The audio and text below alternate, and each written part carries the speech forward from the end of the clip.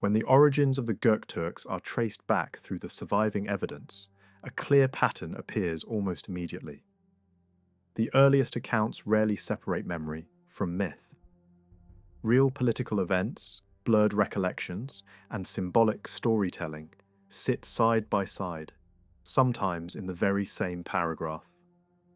That mixture is not simply a problem of style, it shapes the entire historical debate.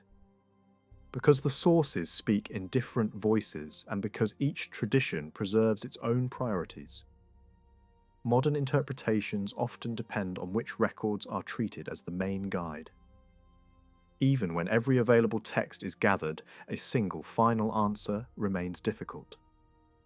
Place names shift across centuries. Dates can be argued from more than one angle, and the language of the chronicles often demands interpretation rather than simple quotation.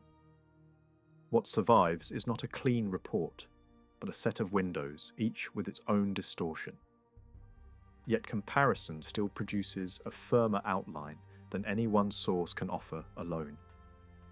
Up to the year 542, the strongest shared conclusion places the Göktürks around the Altai region, especially along the southern slopes and the connected steppe corridors. Chinese records in particular frame them as related to the Huns, not as a sudden new nation appearing from nowhere, but as a branch emerging from a wider Hun world. In these descriptions, Göktürk groups are positioned north of earlier Hun zones, then later concentrated more clearly toward the southern edge of the Altai. This matters because it gives the story a stable geographic core. Long before the Göktürks are described as empire builders, the Altai appears as a dependable point of reference, one of the first places that can be identified with cautious confidence. Even that conclusion, however, does not erase the legends, and it should not. The mythic sections are not reliable in a literal sense, but they are not empty either. Origin stories often preserve the kinds of details that formal chronicles overlook. Remembered migrations, older place names, and symbols that later become political tools. Dismissing the legends entirely risks losing that layer of meaning. In Göktürk tradition, no symbol illustrates this better than the wolf. It is not only a tale of ancestry, but a political language that later elites used to describe identity, legitimacy, and belonging. Wolf-linked names appear in later life, attached to people and groups. Claims of special connection to that symbol also appear in elite circles, suggesting that the wolf image functioned as a marker of the ruling core. Over time, it becomes less a folk-tale motif and more a statement about who stands at the center of power and why that center deserves to rule.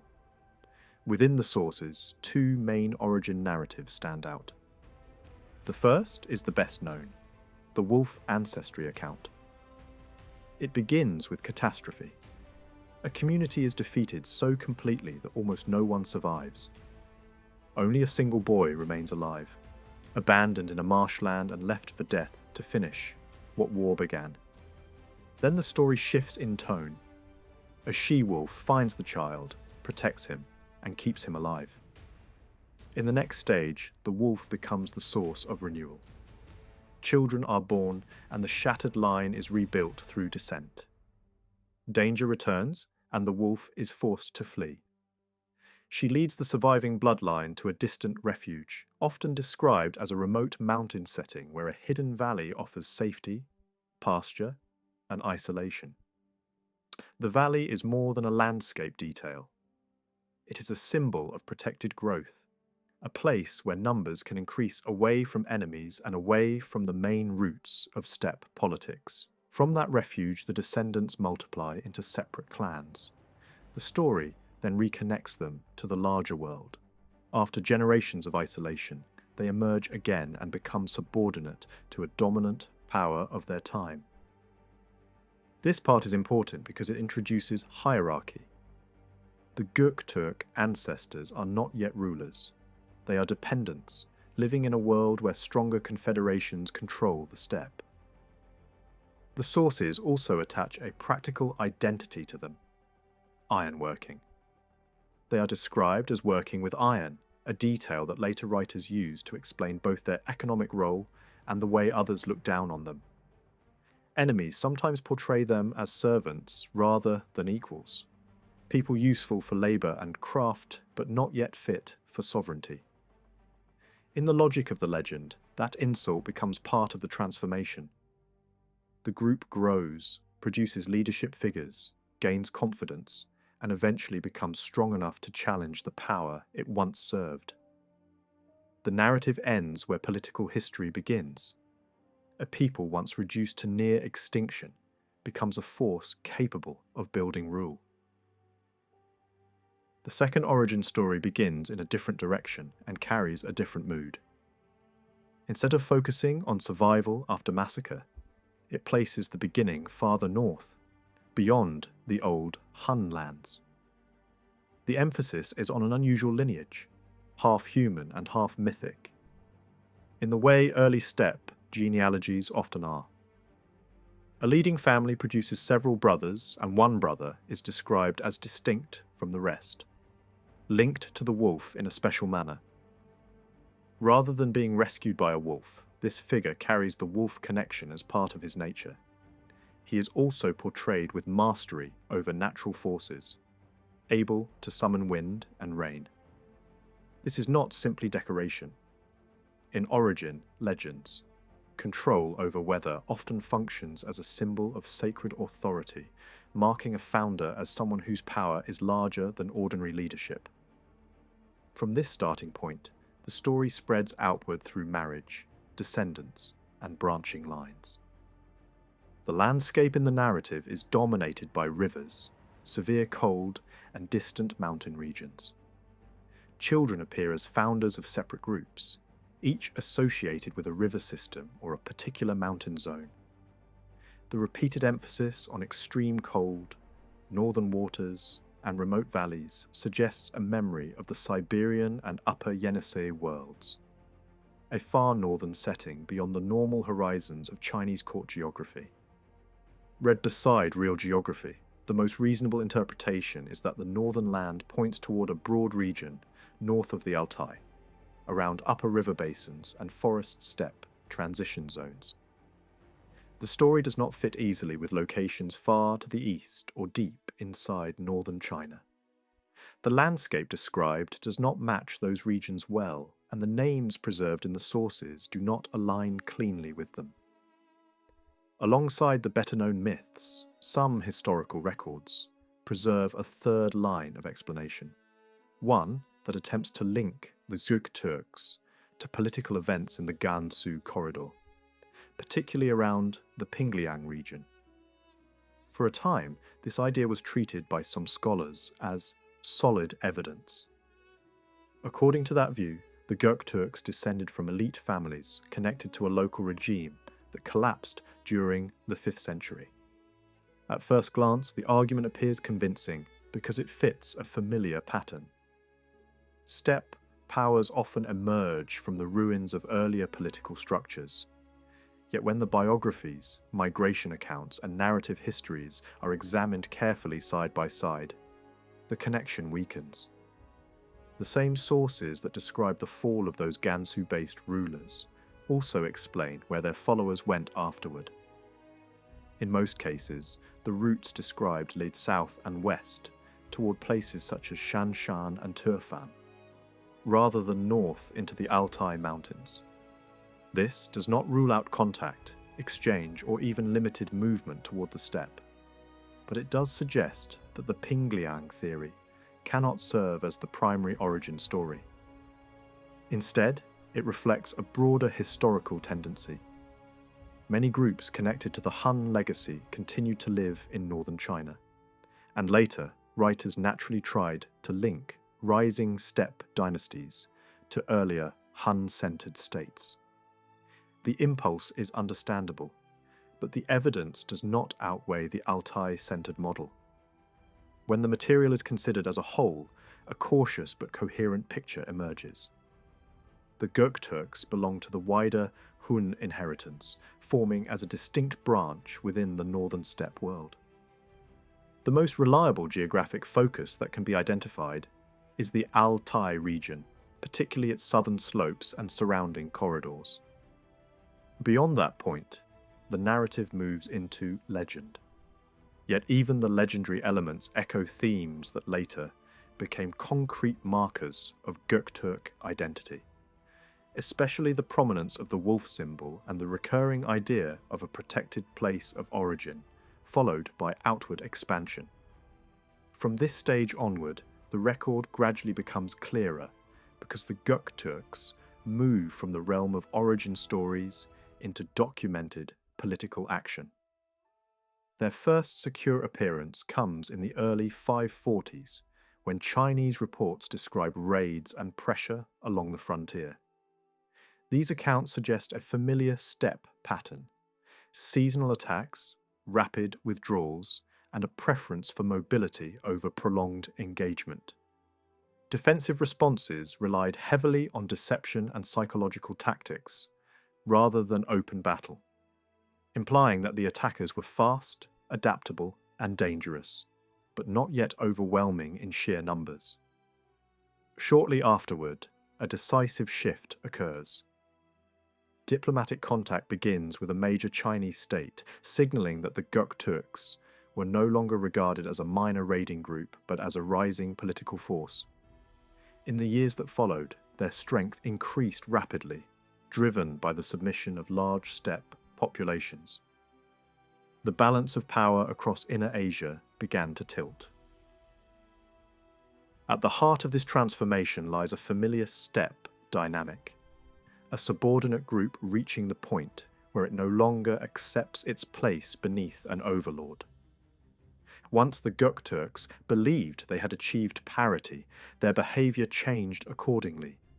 They demanded recognition, pursued political marriages, and presented themselves as equals. When they were dismissed or insulted, they answered with force. The outcome was the collapse of the older steppe empire that had dominated the region for generations and the formal emergence of a new one. From that moment forward, the Göktürks cease to be an origin puzzle. They become a historical actor, shaping events through negotiation, warfare, and the construction of an imperial system that would redefine Central Asia. In the mid-6th century, one individual stands at the centre of this dramatic rise: Mukan Khagan. Under his leadership, Göktürk power did not merely expand in territory. It reshaped the political structure of Inner Asia and forced the Chinese states to rethink their entire strategy of survival. Mukan's reign marked the moment when steppe politics and Chinese statecraft became tightly interwoven.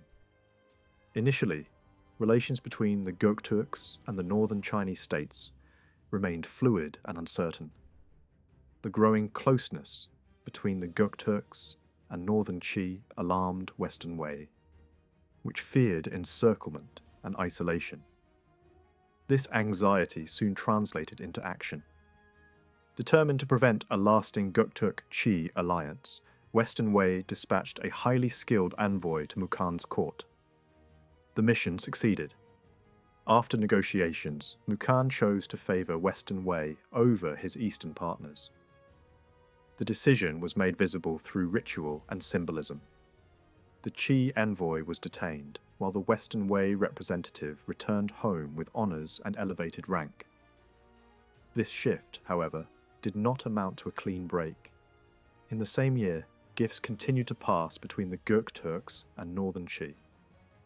The ambiguity was intentional. Mukan did not seek loyalty from either side. He sought advantage. By keeping both Chinese states uncertain, he increased his leverage over both. While managing diplomacy in the south, Mukan pressed relentlessly against older steppe rivals. The remnants of the Rouran Confederation were hunted down without pause. After a final defeat, their leaders fled into Chinese territory. Mukan immediately demanded their return. Thousands were handed over and executed. With this act, the Rouran ceased to exist as a political force. The last serious rival to Göktürk dominance on the steppe was eliminated. As Göktürk power grew, fear spread across northern China. Massive construction efforts were launched to repair and extend the Great Wall. Hundreds of thousands of labourers were mobilised. New fortresses and garrisons appeared across the frontier. These measures were not symbolic gestures. They were acknowledgements of vulnerability. The following year became one of the most decisive turning points in Göktürk history. Campaigns were launched in every direction. The Khitan were defeated and forced into submission. The Kyrgyz in the north accepted Göktürk authority. In the west, the Hephthalites were crushed, likely through coordination with Istemi Yabgu. Across the eastern steppe, additional tribal groups were brought under control. Within a single campaigning season, a powerful state was transformed into a true empire. At the same time, pressure on Chinese territory continued. Raids crossed the frontier, draining resources and undermining confidence. Western Wei, unable to halt these attacks, through force alone, turned again to diplomacy. Envoys arrived bearing enormous quantities of silk. Their reception at the Göktürk court was carefully choreographed. Respect was shown, but dominance was never concealed. The success of these negotiations revealed just how much the Chinese court valued stability along its northern border. By this stage, the Göktürk state had become the decisive power of Inner Asia. Western Wei secured peace through tribute. Northern Qi doubled down on fortifications. Yet Mukhan's ambitions extended beyond China. His next objective lay to the southwest, in the lands of the Tuyuhun.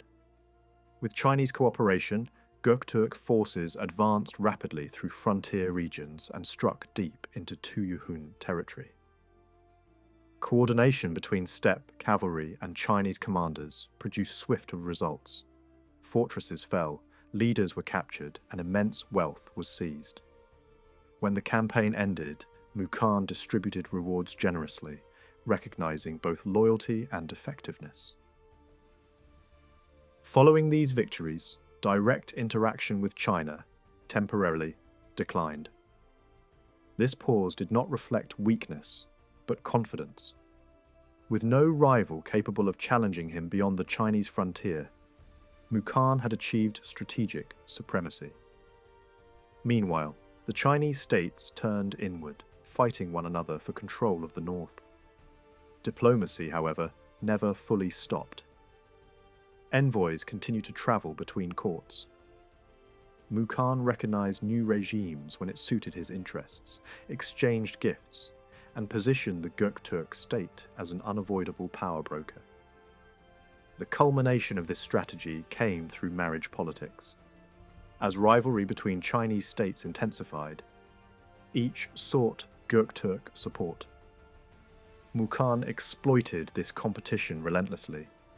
When one side increased its offer, he demanded more from the other. Marriage was never a matter of sentiment. It was leverage. Agreements were made, broken, restored, and broken again. Joint campaigns were planned, abandoned, and resumed. Raids into Chinese territory brought devastation without occupation. When alliances collapsed, Mukhan answered with force, withdrawing only after achieving economic damage and psychological impact. One major campaign ended disastrously for Chinese forces due to severe weather and poor coordination. The Göktürks also suffered from harsh conditions, but they returned with enormous booty. Entire regions were stripped of livestock and population. The message was unmistakable. This alliance reshaped Chinese politics. One state gained a decisive advantage over the other. Within a few years, northern Qi collapsed entirely. The balance of power in China shifted, not through Chinese armies alone, but through Göktürk intervention. At the height of his power, Mukhan ruled an empire stretching from Korea in the east to the Black Sea in the west. From the Great Wall to the northern wilderness, his authority was unchallenged. The Silk Road passed largely through Göktürk hands, ensuring wealth, influence, and stability across Eurasia. Trade flourished. Sogdian merchants operated under protection. Communication between East and West became safer than it had been for generations. When Mukan died in the early 500s and 70s, his death was marked by steppe rituals of mourning and blood. Even foreign envoys were expected to participate. His legacy was unmistakable.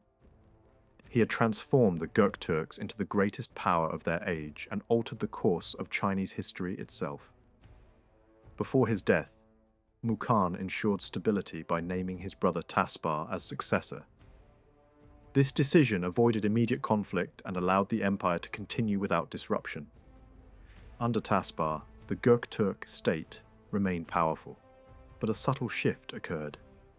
While Mukan had balanced the Chinese states against each other with cold precision, Taspar increasingly favoured the Eastern court. This choice would have consequences.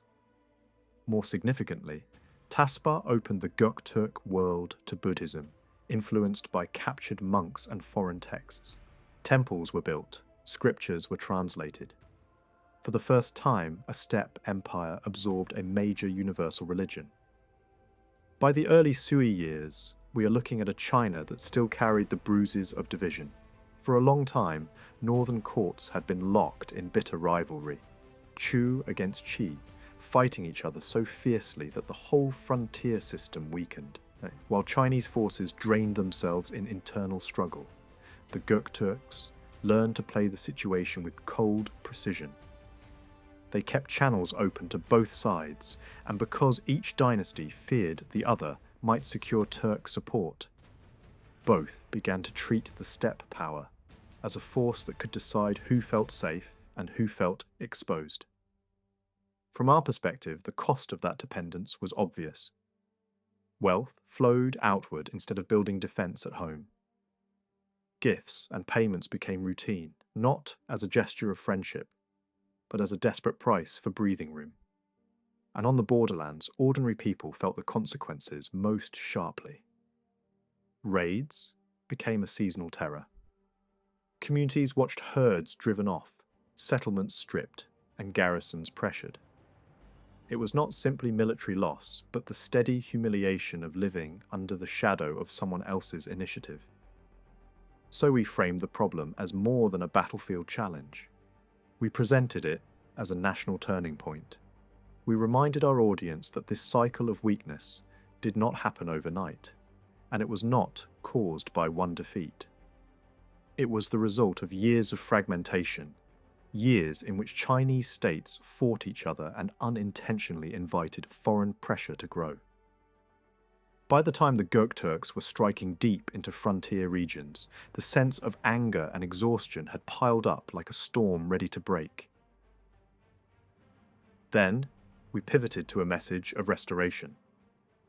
We argued that the moment had come to reverse the flow of power, to rebuild unity, and to stop treating survival as something bought with tribute. We positioned this new direction as inevitable, as if history itself had turned in our favour, and that the task ahead was not a personal ambition, but a larger necessity.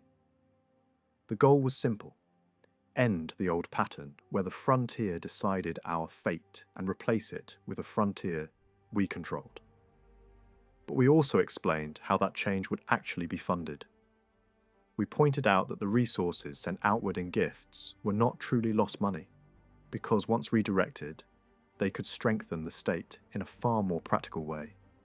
If we invested those same resources into recruitment, equipment, and border readiness, we could expand the army and hold the line with permanence instead of panic. The argument was designed to sound rational and reassuring. What used to be wasted could become the engine of security. And we made sure to tie strategy back to everyday life, because that is where legitimacy is won. If the border becomes stable, farmers can plough without fear, families can plan a harvest, and communities can rebuild routine instead of reacting to disaster. With stronger forces stationed where they are needed, the frontier stops being a wound that bleeds every summer and becomes a shield. In our narrative, victory is not only defeating a raid, but restoring normal life. In this period, we can almost hear the tone of confidence coming from the Chinese court.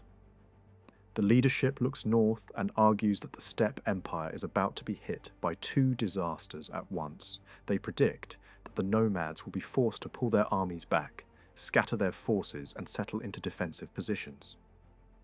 And once that happens, the plan is simple. Push deeper, strike from multiple directions, cut off escape routes, and seize a large part of their people while their strength drains away. But the strategy goes beyond battlefields. The court also insists that the Turks look united from the outside, yet inside they are fractured. Rival leaders quarrel, brothers turn on brothers, and suspicion spreads through the ruling family. Meanwhile, neighbouring groups to the east watch closely, nursing old grudges, waiting for the right moment to pounce. The message is clear. If we apply pressure at the right time, the steppe will be forced into conflicts that serve China's interests, because their enemies will rise against them the moment weakness shows. To justify a full-scale campaign, the court paints a picture of a land under stress. We hear of failed rains and harsh seasons, rivers shrinking, insect swarms devouring what remains, and grazing lands turning barren. In this telling, raids into the south become a matter of survival rather than ambition.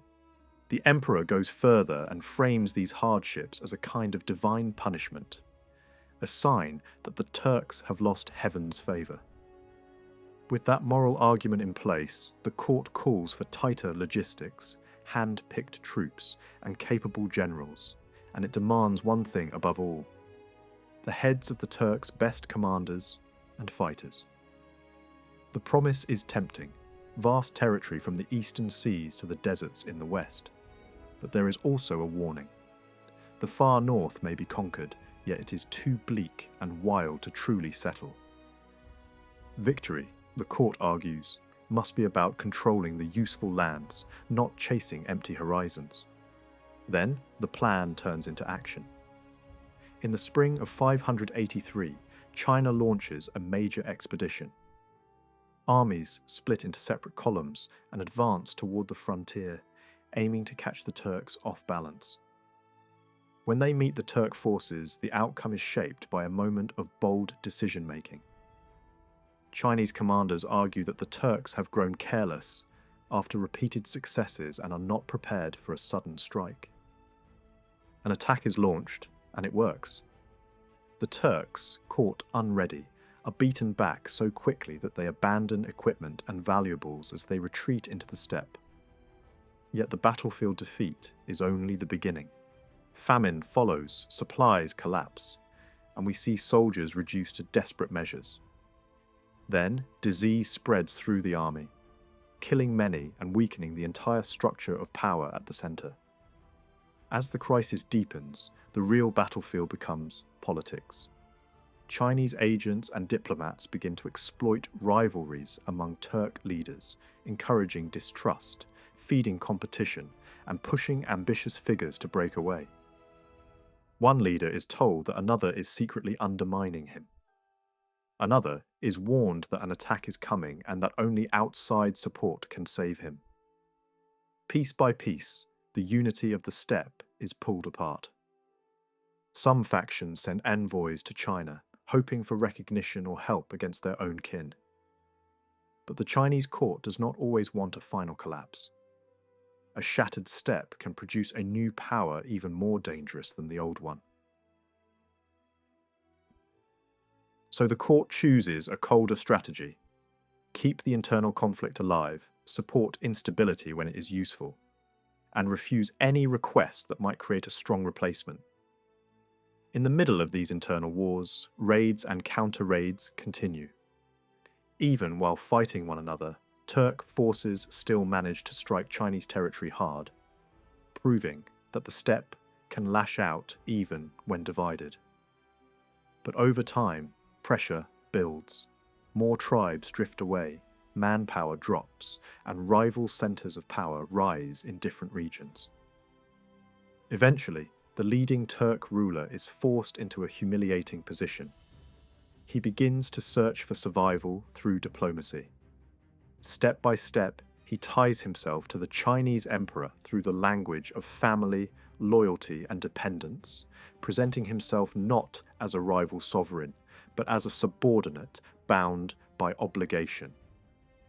Chinese envoys then press the advantage, demanding gestures of submission that shock the Turk elite and signal a major shift in status. From this point, the relationship changes in tone. We see ceremonial exchanges, gifts, and formal messages that underline the new hierarchy. Chinese officials treat the Turk ruler as a vassal, while the steppe leadership tries to preserve dignity under heavy pressure.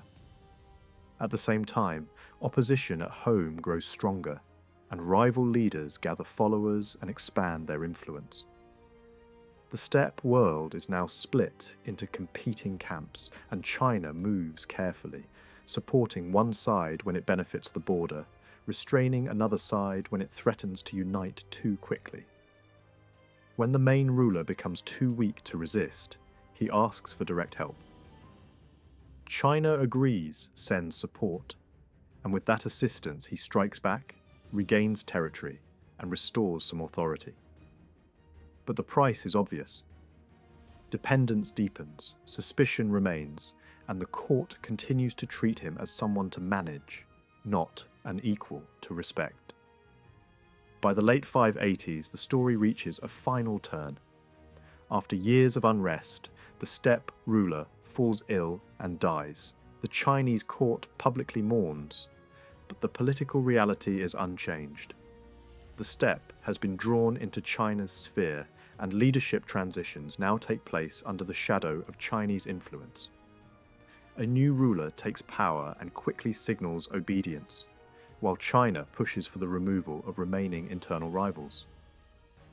Even the fate of captured challengers becomes a matter debated in the Chinese court, because the goal is no longer just victory in battle.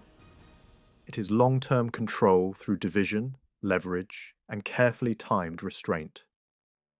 In the end, we are left with a clear picture of how an empire can weaken another, not only with armies, but by turning its internal fractures into an instrument of policy. In 588, Baga Khagan set out on a western campaign against a neighbouring land, whose name our sources do not clearly preserve.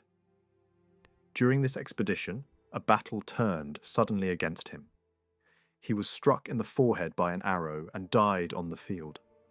From the way events were unfolding, we might expect that after eliminating the threat of Apo, Baga would try to defeat Tardu next and restore unity across the Turkic realm. That is why we consider one possibility. The unnamed opponent in this campaign may have been connected to the Western Turkic power sphere. Still, we have to stay cautious because the surviving record does not give enough detail to confirm exactly who this enemy was. The sources also describe Baga's appearance as unusually different from other Turkic rulers. They portray him with prominent cheekbones, a hunched back, and a pale complexion, while also emphasizing his courage and sharp judgment. Whatever the accuracy of these physical details, the narrative is consistent in presenting him as both brave and intelligent. After Baga's unexpected death, the leadership moved quickly to avoid a vacuum. They elevated Yung Yulu, the son of Ishbara, who had been serving as Yabku, and proclaimed him Khagan. Once on the throne, he maintained a careful relationship with the Sui court. Envoys were exchanged, gifts flowed, and year after year the Eastern Turkic leadership sent offerings to China. For the first time since the rise of the Göktürk state, this relationship took on the form of regular annual tribute. It was a striking reversal in historical memory. The same steppe power that had once pressed China hard now operated under the shadow of Chinese political superiority. Meanwhile, a major shift took place inside China itself. In 589, after centuries of division, the Sui dynasty completed the political reunification of the Chinese realm by destroying the last southern rival regime. This mattered enormously for the steppe, because it meant the Göktürks were no longer dealing with competing Chinese states. They now faced a single, consolidated empire with stronger resources, clearer strategy, and a more stable frontier policy. Even so, the Sui emperor avoided relying on Turkic forces in the southern conquest. He argued that steppe armies did not know the terrain of China's southern mountains and river valleys. But we can also sense another fear beneath the official explanation. Letting nomadic cavalry roam deep in the south risked uncontrolled plunder and new instability. So the Sui state won its unification without handing the Göktürks an opening. For a few years after that, the eastern Göktürk state appears strangely quiet. Our information is thin, but the silence itself suggests a period of restraint. We see occasional embassies and ceremonial gifts, yet no major initiatives against China. Then the situation changes again. Not because of open war at first, but because politics begins to ferment inside the Turkic court. Opponents of the Sui dynasty started to flee north and gather around the Turkic camp, especially around a powerful princess who carried old loyalties and old resentments. Networks formed in the background, and an anti-Sui coalition began to take shape on steppe soil. As this faction grew bolder, the eastern khagan eventually shifted course. Tribute was interrupted, and raids on Chinese borderlands resumed. The relationship that had looked stable suddenly became hostile again. The Sui response was not only military. Once more, the court relied on its most effective weapon: influence operations inside the steppe leadership. An experienced agent was sent north to observe, report, and fracture alliances. At first, he was treated coldly, even insulted, because the anti-Sui faction believed it could now dominate policy. But the agent adapted. Instead of confronting the leadership directly, he found leverage through the council and through bribery. A carefully timed exposure followed, revealing secret plotting inside the khagan's own circle. The result was humiliation at the top and panic among the conspirators. Arrests followed, and the khagan tried to regain credibility by punishing those closest to the plot. At the same time, new dangers appeared within the steppe itself. Rival princes and commanders gained strength and became threats to the ruler's position. Internal violence escalated, including the killing of a powerful brother who had become too dangerous to tolerate. Alongside these purges, we also see another major development. Turkic tribal elites outside the ruling Ashina line began to open direct relations with China. They sent animals as gifts, asked for border markets, and sought regular trade. The Sui emperor accepted these proposals, and with that, a long-term shift became possible. China could now build influence not only through the khagan, but through alternative tribal power centers, using commerce and recognition to weaken the monopoly of the ruling house. Then, a new figure emerged in the north, a leader known by the title Tuyu Li, connected to Barga's line, ruling far from the central steppe around the Baikal region. He sent envoys to China and signaled that he wanted formal ties, even an imperial marriage alliance. The Sui court recognized the strategic value immediately. It could elevate this northern leader, pull him closer and use him as a counterweight to the main khagan. In other words, the old method returned: divide the steppe and manage its rival centers. The pressure campaign worked. Conditions were attached, accusations flew, and steppe politics turned deadly. The princess who had served as the symbol and organizer of anti-Sui resistance was ultimately killed, and the Khagan then attempted to repair relations by requesting a new marriage alliance with the Sui court. But inside the Chinese leadership, the debate was sharp. Some argued that granting the Khagan a marriage tie would only strengthen him, forcing other steppe rivals to submit and creating a larger threat to China later. They preferred backing Tu Li instead, because he could be drawn south, controlled, and used as a shield against future raids. From this point, the story accelerates toward open war.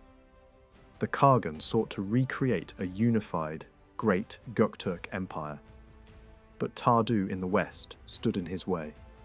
Their rivalry led to repeated clashes. Meanwhile, China played both sides, keeping formal relations alive while quietly building alternative alliances. When the Khagan finally prepared a major strike against China, Tu Li warned the Sui court in advance. Border garrisons fortified, Chinese commanders positioned their forces, and the raids failed to achieve decisive results. The next year brought a larger crisis. The Eastern Khagan and Tardu joined forces, not to attack China first, but to crush Tu Li as a traitor and punish the collaboration that had undermined steppe unity. Tu Li was caught, defeated, and nearly destroyed. His close relatives were killed, his tribal base scattered, and he fled with only a few riders into the night. In the chaos, his Chinese advisor saved him with a calculated deception, steering him into a fortress by using signal fires to create the illusion of a massive encirclement. Once safely inside, they raced south to the Sui capital and placed themselves under imperial protection. China responded quickly. Titles and rewards were granted, and Tu Li was turned into a protected client leader. The Sui emperor then attempted to force a settlement by pushing for a negotiated arrangement between rival Turkic factions. At the same time, Chinese frontier forces began probing north, fighting steppe units, taking prisoners, and seizing large herds. Yet even here we see the limits of imperial power. Chinese armies often advanced, won skirmishes, and then hesitated to push too far beyond the frontier line, wary of overextension in steppe terrain. Under the command of Yang Su, a large Chinese army moved north to confront Tardu. Although this campaign formally involved an alliance between Toulon and Tardu, it was clear from the start that Tardu was the dominant figure on the steppe side. When Yang Su managed to halt Tardu's early raids, the Chinese court rewarded him generously, signalling how seriously this threat was taken. Chinese commanders quickly realized that the Göktürk cavalry relied on sudden advances followed by rapid withdrawals. To counter this, they experimented with combined formations, placing cavalry between lines of war wagons arranged in long, branching shapes. Yet Yang Su was not satisfied. He argued that this was not a war that could be won on foot or with rigid formations. If victory was possible, it would only come through speed and mounted force. In the end, the entire Chinese army was reorganized as cavalry. When Tardu heard that the Chinese were abandoning traditional formations and preparing for mounted warfare, he was delighted. According to later accounts, he dismounted, bowed toward the sky, and declared that this was a gift from heaven. He rode out to meet them with more than 100,000 light cavalry.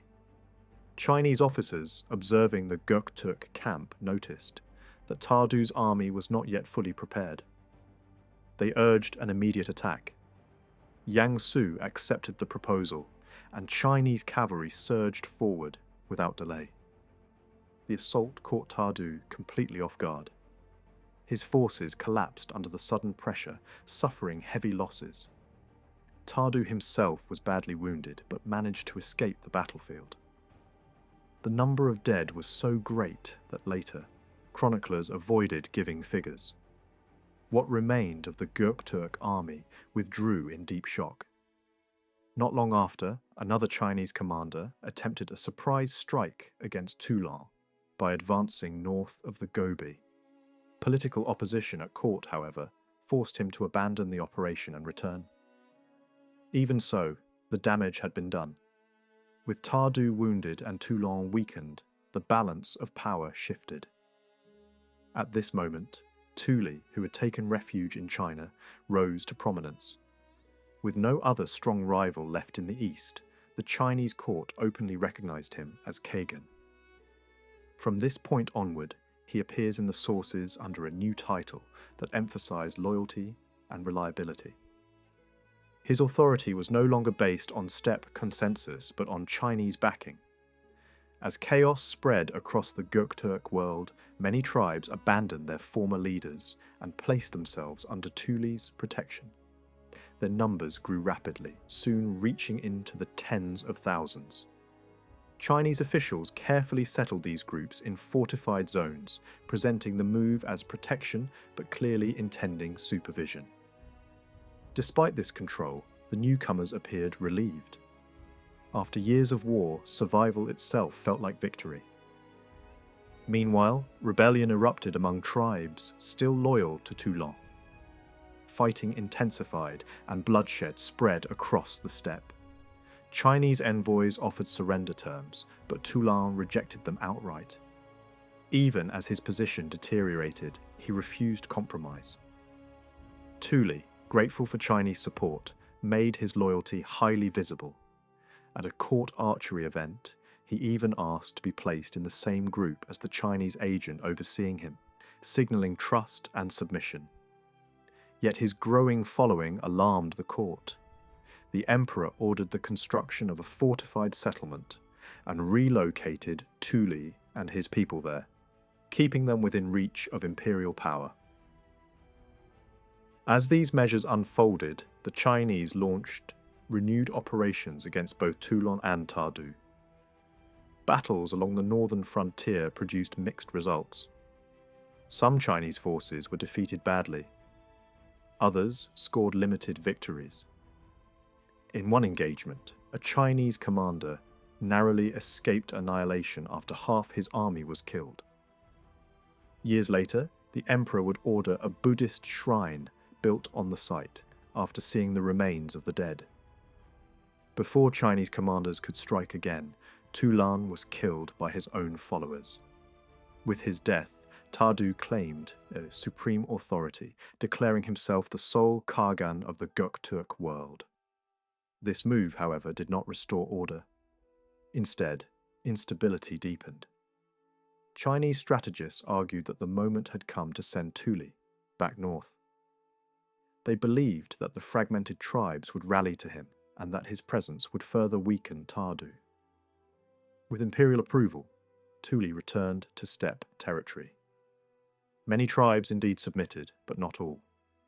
The frontier remained volatile. Tardu responded by launching renewed raids. Chinese forces massed along key garrisons, and a decisive shift followed when a Chinese commander proposed an unconventional tactic. Instead of confronting the Göktürk army directly, water sources were poisoned. The effect was devastating. Soldiers and animals died in large numbers. Unaware of the cause, Göktürk survivors believed the sky itself had turned against them and fled in panic. Chinese forces pursued them, killing thousands more. Although Chinese commanders claimed success, rivalry at court led some officials to downplay these victories. They argued that the Göktürks would eventually submit on their own. Events soon proved otherwise. Tardu struck again, inflicting a serious defeat on a Chinese force. Once more, a shrine would later mark the place where the fallen lay. Despite these setbacks, Tardu remained the dominant power until widespread rebellion erupted among the Turks tribes. One group after another rose against him. Even Western allies collapsed under pressure. Eventually, Tardu fled south, seeking refuge among neighbouring peoples. After this, the record falls silent. By the end of 603, his political career was effectively over. With Tardu gone, the Chinese-backed Tuli took the throne of the eastern Göktürk state. He did not settle at the traditional sacred center of power, but remained close to the Chinese frontier, ensuring rapid access to protection if rebellion broke out. Many tribes submitted, but unity was incomplete. Raids continued, and Chinese commanders were still defeated along the border. At the same time, new revolts erupted inside China itself. Some rebels sought Göktürk support. Others were intercepted before they could escape. The frontier became a zone of constant movement, betrayal, and shifting loyalties. One of the most revealing moments came when Tuli openly expressed his desire to adopt Chinese customs entirely. He admired the climate, comfort, and lifestyle of the south. He asked to live and dress like a Chinese noble. The emperor refused. From his perspective, a fully assimilated khagan would mean the final dissolution of steppe independence, but also the loss of a useful buffer. Despite the refusal, the emperor staged massive ceremonies to display Tuli's special status. Enormous tents were erected, feasts held, and gifts distributed in quantities unmatched for any other foreign ruler. Millions of bolts of silk were presented. Tuli was seated above other princes and foreign leaders, signaling that through him, China now claimed influence over the entire northern world. Yet this closeness also alarmed Chinese officials. Some warned that the Göktürks were learning China's terrain too well and could one day turn this knowledge against the empire. After these displays, the emperor advanced into Göktürk territory. Tuli prepared the route personally, organizing the tribes to clear and secure a vast road across the steppe. When the emperor arrived, Tuli demonstrated ritual submission, offering drink while kneeling. Deeply satisfied, the emperor rewarded him again and returned south. Still, Tuli's wish to become fully Chinese did not fade. He returned repeatedly, received palaces, furnishings, and honors, yet never achieved formal assimilation. Even so, he remained loyal, refusing alliances that would threaten China, including overtures from Korea. In 609, Tuli died. The Chinese court declared mourning. His son succeeded him, taking the title Shibi Khagan. Unlike his father, Shibi did not seek accommodation. Under his leadership, the eastern Göktürk state rapidly regained strength. Soon after, Chinese rebellions multiplied. Rebel leaders contacted Shibi directly. He supported them openly, granting titles and banners. His armies crossed the frontier repeatedly. In 615, he launched a massive campaign and trapped the Chinese emperor inside a fortress. Supplies ran low. Panic spread. Only the intervention of Shibi's Chinese-born consort prevented disaster, persuading him to withdraw. The damage was already done. The siege shattered imperial authority. Rebellions exploded across China. Governors and princes rose in arms. The empire began to collapse. As the Sui dynasty began to collapse, rebellion spread across China. One rebel leader after another looked north for support, and many of them turned to the Gokturks. Liu Wuchu was among those who openly submitted to Shibi Khagan and secured Göktürk backing. With Turkic cavalry at his side, he defeated and killed rival commanders, forced others to flee, and seized key cities. Palaces were looted and captured members of the imperial household were handed over to the Göktürks.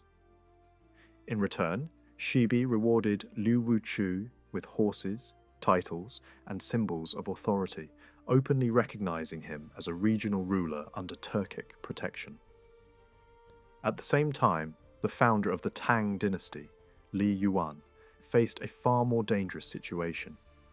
He lacked the military strength of his rivals and understood that without outside support, his uprising might fail. Acting on the advice of his closest aides, he made a calculated decision. We see him reaching out to the Göktürks with gifts, promises, and carefully chosen words.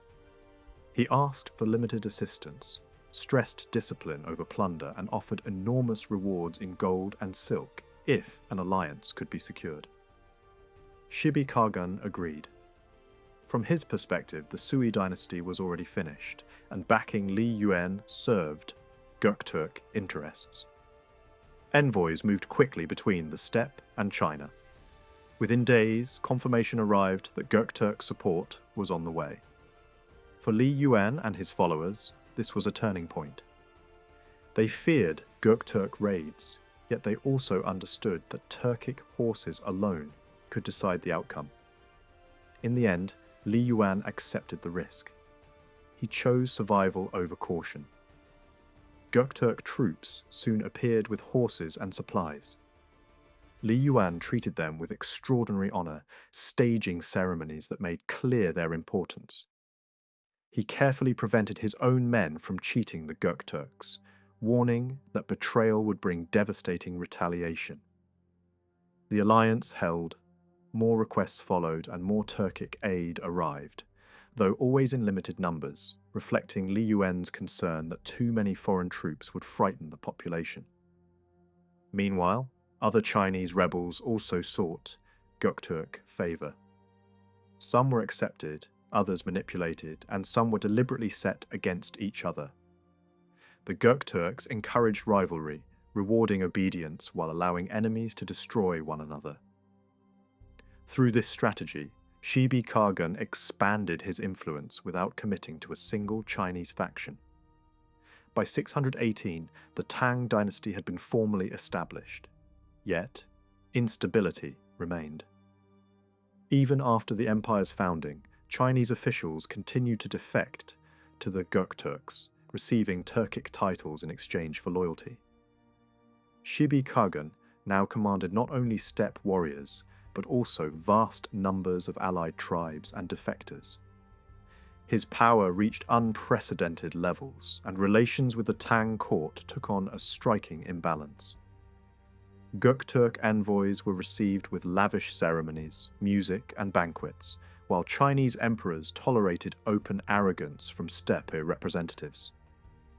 Shibi Khagan's death during preparations for a major campaign changed the balance again.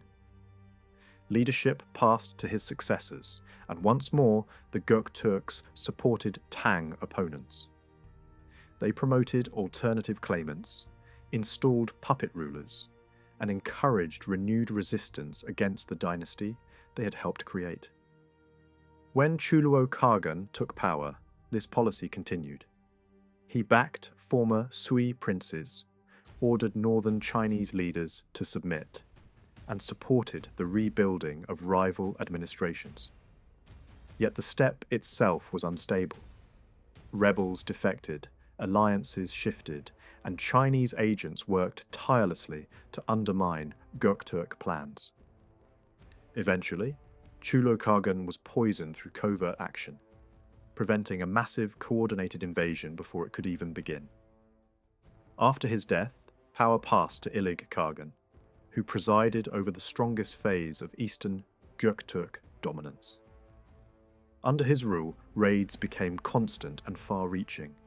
We see Göktürk armies crossing the frontier repeatedly, overwhelming garrisons, defeating Chinese commanders, and penetrating deep into Tang territory. Entire regions were devastated. Cities fell, supplies vanished, and panic spread as far as the imperial court. At times, the situation became so severe that Tang officials advised abandoning the capital altogether. Only firm resistance from key figures prevented this. Even so, the pressure did not ease. Göktürk leaders demanded marriages, tribute, and submission, while continuing to raid regardless of promises made. Eventually, the conflict reached a breaking point. Massive Turkic armies once again pushed deep into China, but this time Chinese forces were stronger, better coordinated, and more determined. Diplomacy and deception played decisive roles. At a critical moment, negotiations were forced, and a treaty was concluded under dramatic circumstances. The Tang emperor swore oaths, sacrifices were made, and peace was proclaimed. On the surface, the agreement appeared equal. In reality, both sides were buying time. The Göktürks had reached the limits of what plunder could achieve, while China had learned how vulnerable the Steppe Confederation truly was. Ilig Khagan withdrew, laden with gifts, confident in his strength. Yet his army was scattered, his allies divided, and his leaders distracted by wealth. After the agreement reached on the banks of the Wei River, the political and military dominance of the eastern Göktürk state over the Tang dynasty came to an end. From this moment on, the balance shifted rapidly. While the Tang Empire steadily grew stronger, the Göktürks entered a phase of internal weakness that they could not reverse.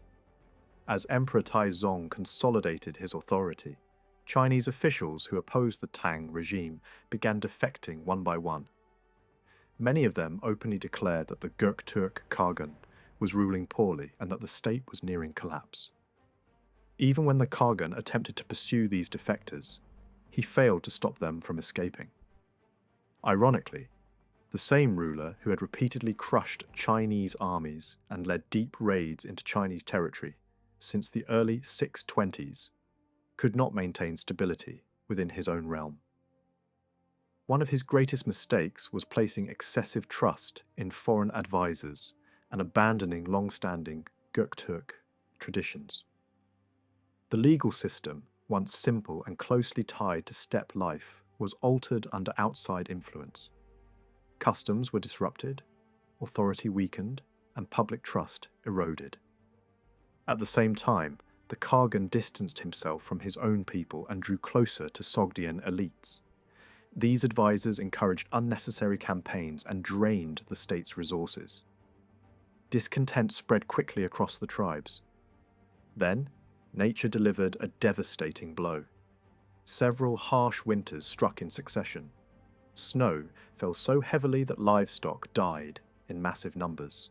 With animals lost and food supplies depleted, famine set in.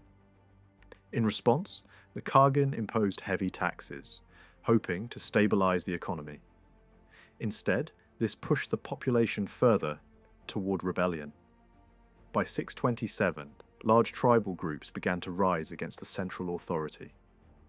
Some Western tribes, weakened after the decline of their own leaders, initially submitted to the eastern Göktürks. But poor governance soon drove them into open revolt. Uyghurs, Bayerku, and Sir Tardush tribes launched coordinated uprisings, plunging the state into civil war. The Khagan responded by sending massive cavalry forces under royal princes to crush the rebels. These campaigns failed disastrously. Entire armies were ambushed, defeated, and scattered. Thousands of soldiers were captured or defected to the rebels, strengthening the opposition even further. Within a year, the Khagan had lost control over most of his commanders. What had once been the strongest power on the steppe now descended into chaos. Another brutal winter followed. Snow covered even the lowlands, livestock perished almost entirely, and starvation became widespread. Chinese envoys observing the situation reported bluntly that a state whose strength depended on horses and sheep could not survive such conditions. In their assessment, collapse was inevitable within a few years. Despite these signs, Emperor Taizong initially refused to launch an attack, believing the Göktürks would fall on their own. However, rebellions continued to spread. Even Mongolic tribes joined the uprisings. When the Khagan punished his own relatives for military failure, he shattered the last remaining loyalty within the ruling family. One key figure, Tuli Khagan, broke with the ruler entirely and turned to China for support. Taizong accepted him openly, marking a decisive turning point. From this moment on, the Tang court actively supported Göktürk defectors. Meanwhile, former Chinese rebels who had relied on Göktürk backing were defeated as aid from the steppe dried up. Without horses, food, or coordination, Göktürk forces could no longer operate effectively inside China. Still, the Khagan attempted renewed raids along the frontier. Taizong dismissed these attacks as desperate gestures, convinced the Göktürk state was no longer viable. At the same time, a new power emerged among the western tribes. The Sirtardush leader Inan was proclaimed Khagan and established his authority in Otuken. One tribe after another joined him. His state quickly gained recognition, even from China, signaling the complete fragmentation of Göktürk unity. By late 629, the collapse accelerated. Entire Göktürk contingents crossed into China and surrendered. Tribal leaders pledged loyalty to the Tang emperor. Raids were repelled with ease. The Tang court openly celebrated what it saw as a historic reversal. The former masters of the north were now submitting voluntarily. Early in 630, Chinese generals launched a coordinated campaign against the remaining forces loyal to the old khagan. Through rapid night marches and surprise attacks, key Göktürk centers were captured. The Khagan fled repeatedly, abandoning his camp, family, and followers. Even as he attempted to negotiate surrender, Chinese commanders pressed forward. Under cover of fog, elite cavalry units struck his encampment. Tens of thousands were killed or captured. The Khagan escaped briefly but was soon betrayed and handed over. He was taken to Chang'an, where Emperor Taizong confronted him personally. Although spared execution due to earlier agreements, the former ruler lived out his final years in humiliation. He died shortly afterward, stripped of power and influence. With his capture, the eastern Göktürk state ceased to exist. In the aftermath, tens of thousands of Göktürks fled in different directions. Some joined the western steppe powers, others migrated deep into Central Asia. More than 100,000 sought refuge inside China. After intense debate, the Tang court chose to resettle them across a wide frontier zone under strict military supervision. China had not only defeated a rival empire, it had absorbed its population, dismantled its leadership, and reorganized the steppe according to imperial interests. After their original homeland was destroyed in a violent collapse, only fragments of the Ashina clan survived. A small group of families fled north and found refuge among steppe powers, eventually settling in the Altai Mountains. Here, in a harsh but resource-rich land, they lived as metalworkers, forging iron and weapons. The shape of the Altai range reminded them of a helmet, and in their language the word for helmet became their name. This was how the people later known as the Göktürks came to be called so. But memory alone did not define them. Myth did as well. According to their own traditions, the Ashina lineage descended from a lone surviving child, rescued by a she-wolf after his people were annihilated. Raised in isolation, protected and nourished, this child became the ancestor of a new people. From the union of human and wolf, the Göktürks believed their line was born. This belief was not symbolic alone. It shaped their identity. The wolf became their guide, their emblem, and the mark of their origins. As generations passed, the Ashina multiplied. When they finally emerged from their hidden valleys, they did so as a unified group and entered the orbit of larger steppe confederations. Over time, their leaders gained strength, authority, and followers. One figure in particular rose above the rest. Two men, a leader of the Ashina house, transformed the Göktürks from vassals into masters. When he challenged the dominant steppe power of his time and destroyed it in battle, he proclaimed himself Khagan. With this declaration, the Göktürk state was born. From this moment on, we see a political structure emerge that was both flexible and hierarchical. Power rested with the ruling Ashina family, but authority was distributed among brothers, sons, and trusted commanders. Titles such as Khagan, Yabgu, Shad, and Tigin defined rank, duty, and proximity to the ruling house. Leadership was not only inherited, but proven through loyalty, skill, and success in war. The Göktürk world was vast. Under powerful rulers like Mukan Khagan, their influence stretched from the eastern forests to the western deserts, from the northern lakes to the southern trade routes. Tribes across Inner Asia submitted, paid tribute, or entered alliances. Some feared them, others sought their protection. Yet this empire was not built on cities or walls. It was built on movement. The Göktürks lived with their herds, following the rhythm of the seasons. Horses were central to their lives, not only as tools of war, but as symbols of wealth and survival. Their taxes were paid in soldiers, animals, and service. Every man was a warrior when needed. Every family was part of the state. Their banners carried the image of a golden wolf's head, a reminder that they had not forgotten where they came from. Their elite guards were called the Wolves.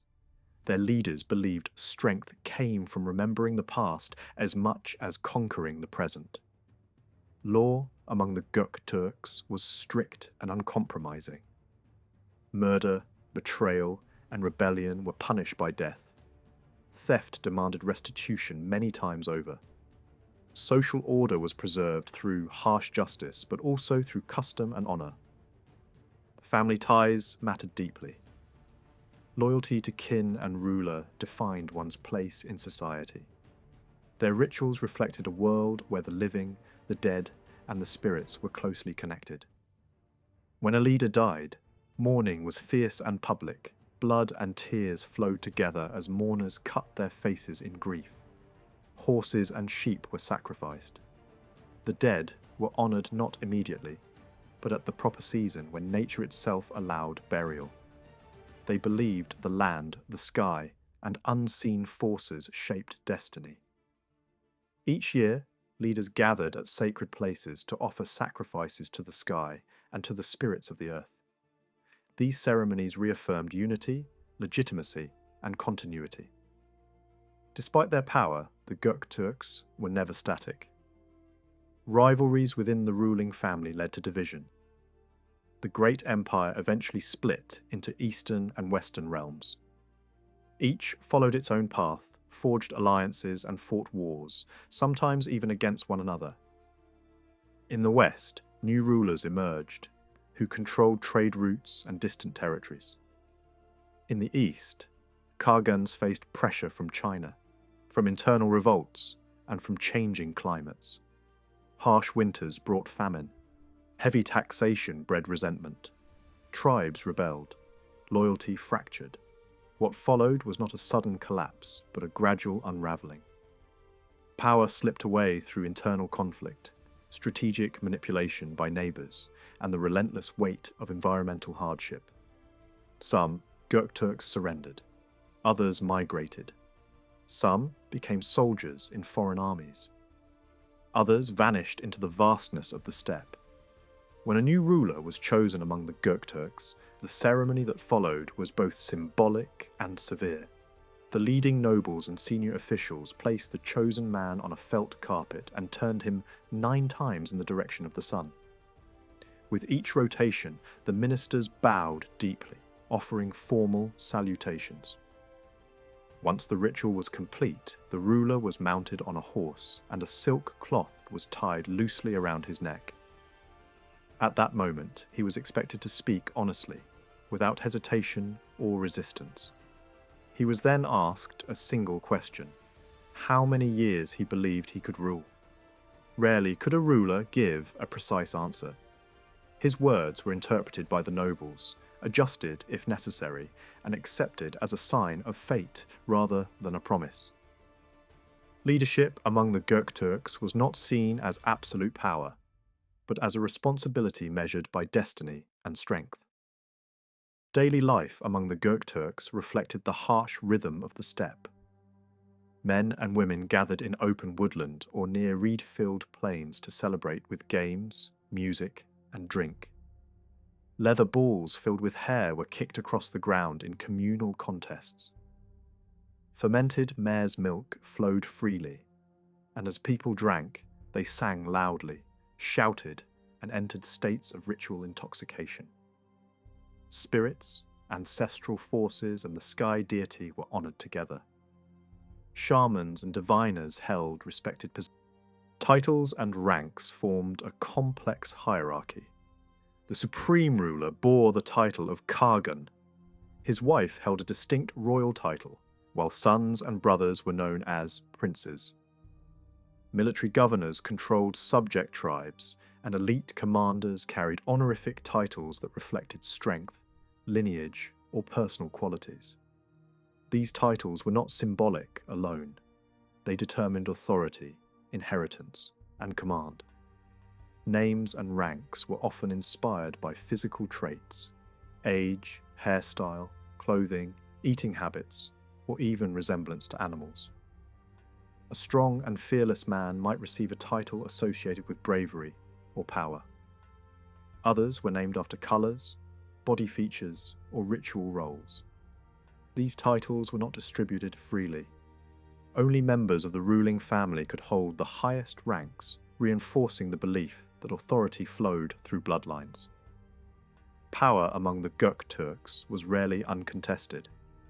Succession disputes were common, especially when questions arose over legitimacy or maternal lineage.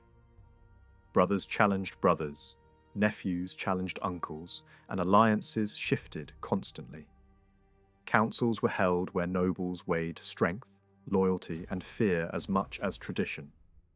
Often, the strongest figure prevailed, even if custom favoured another. The Göktürk realm eventually divided into eastern and western branches, each ruled by related dynasties but driven by rivalry. While they shared common ancestry and culture, their political interests diverged.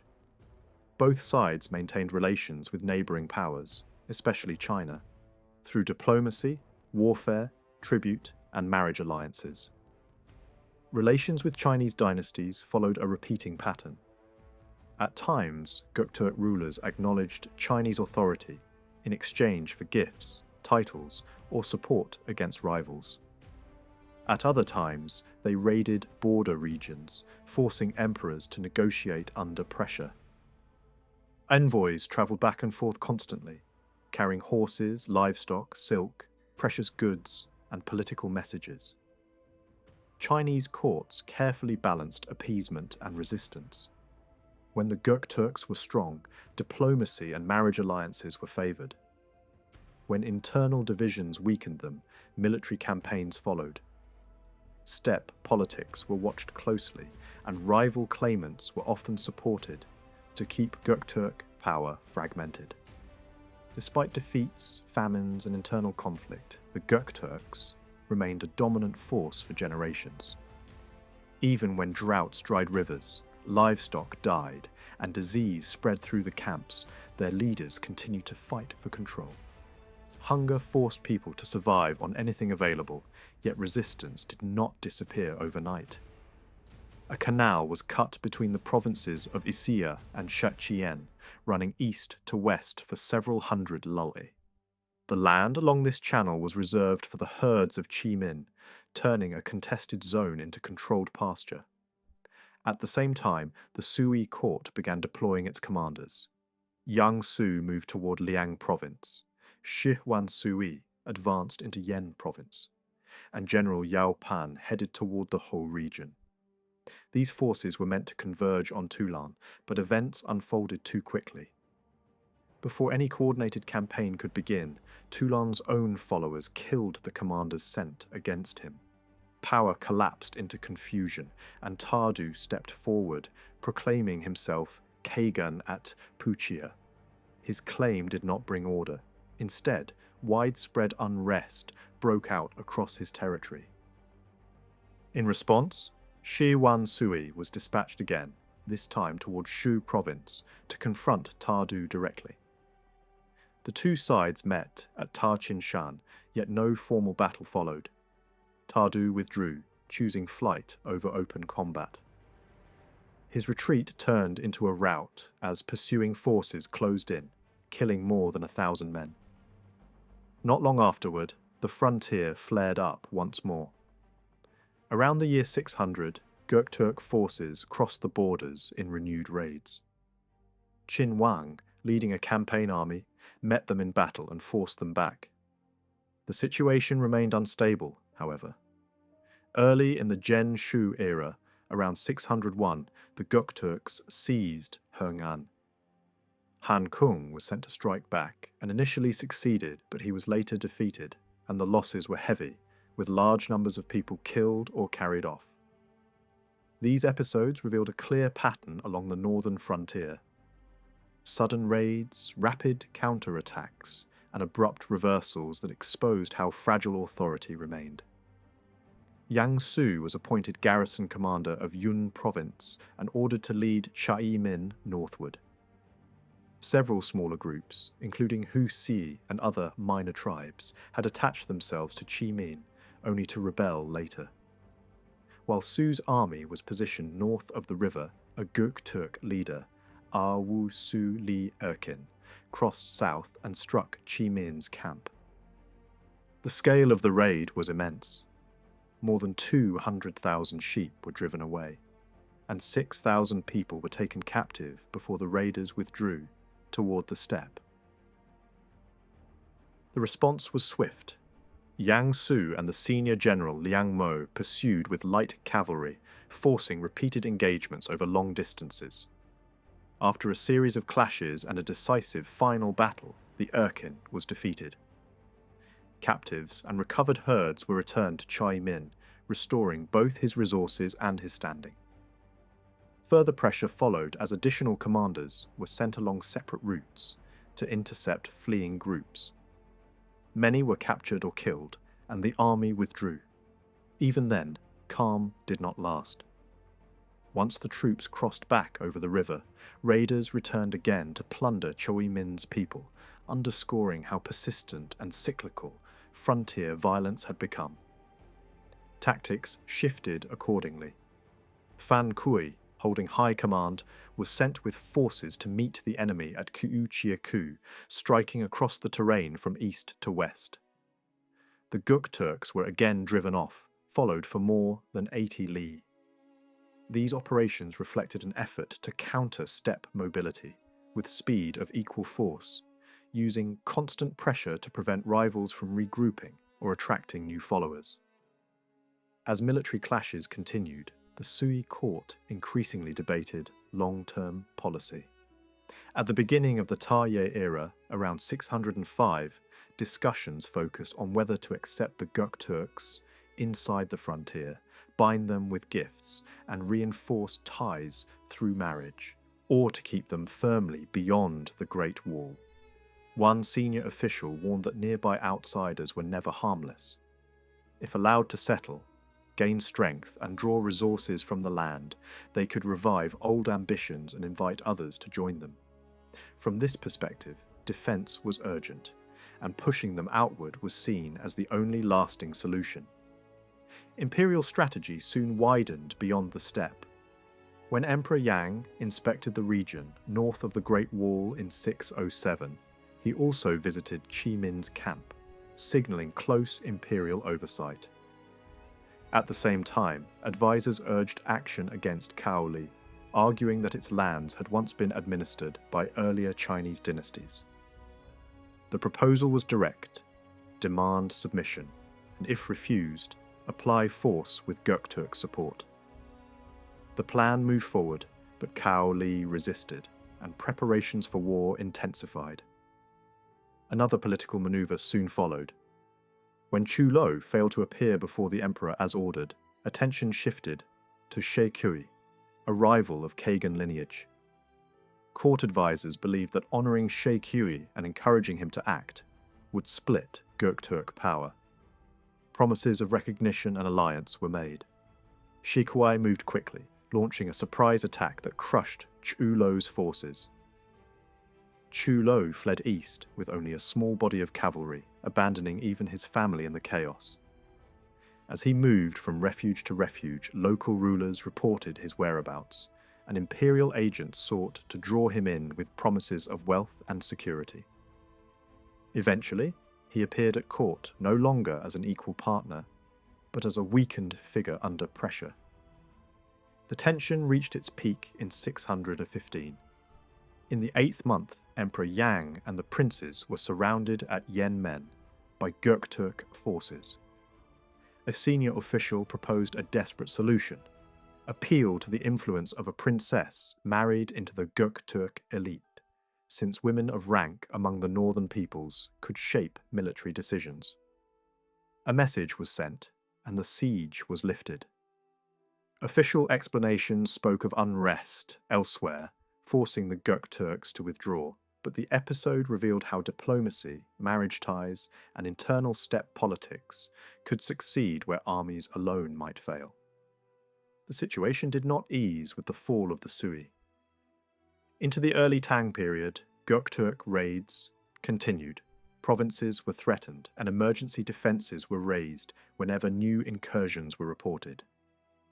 Large mounted forces crossed into multiple regions, cities were besieged, and local officials sometimes fled with their populations rather than risk open battle.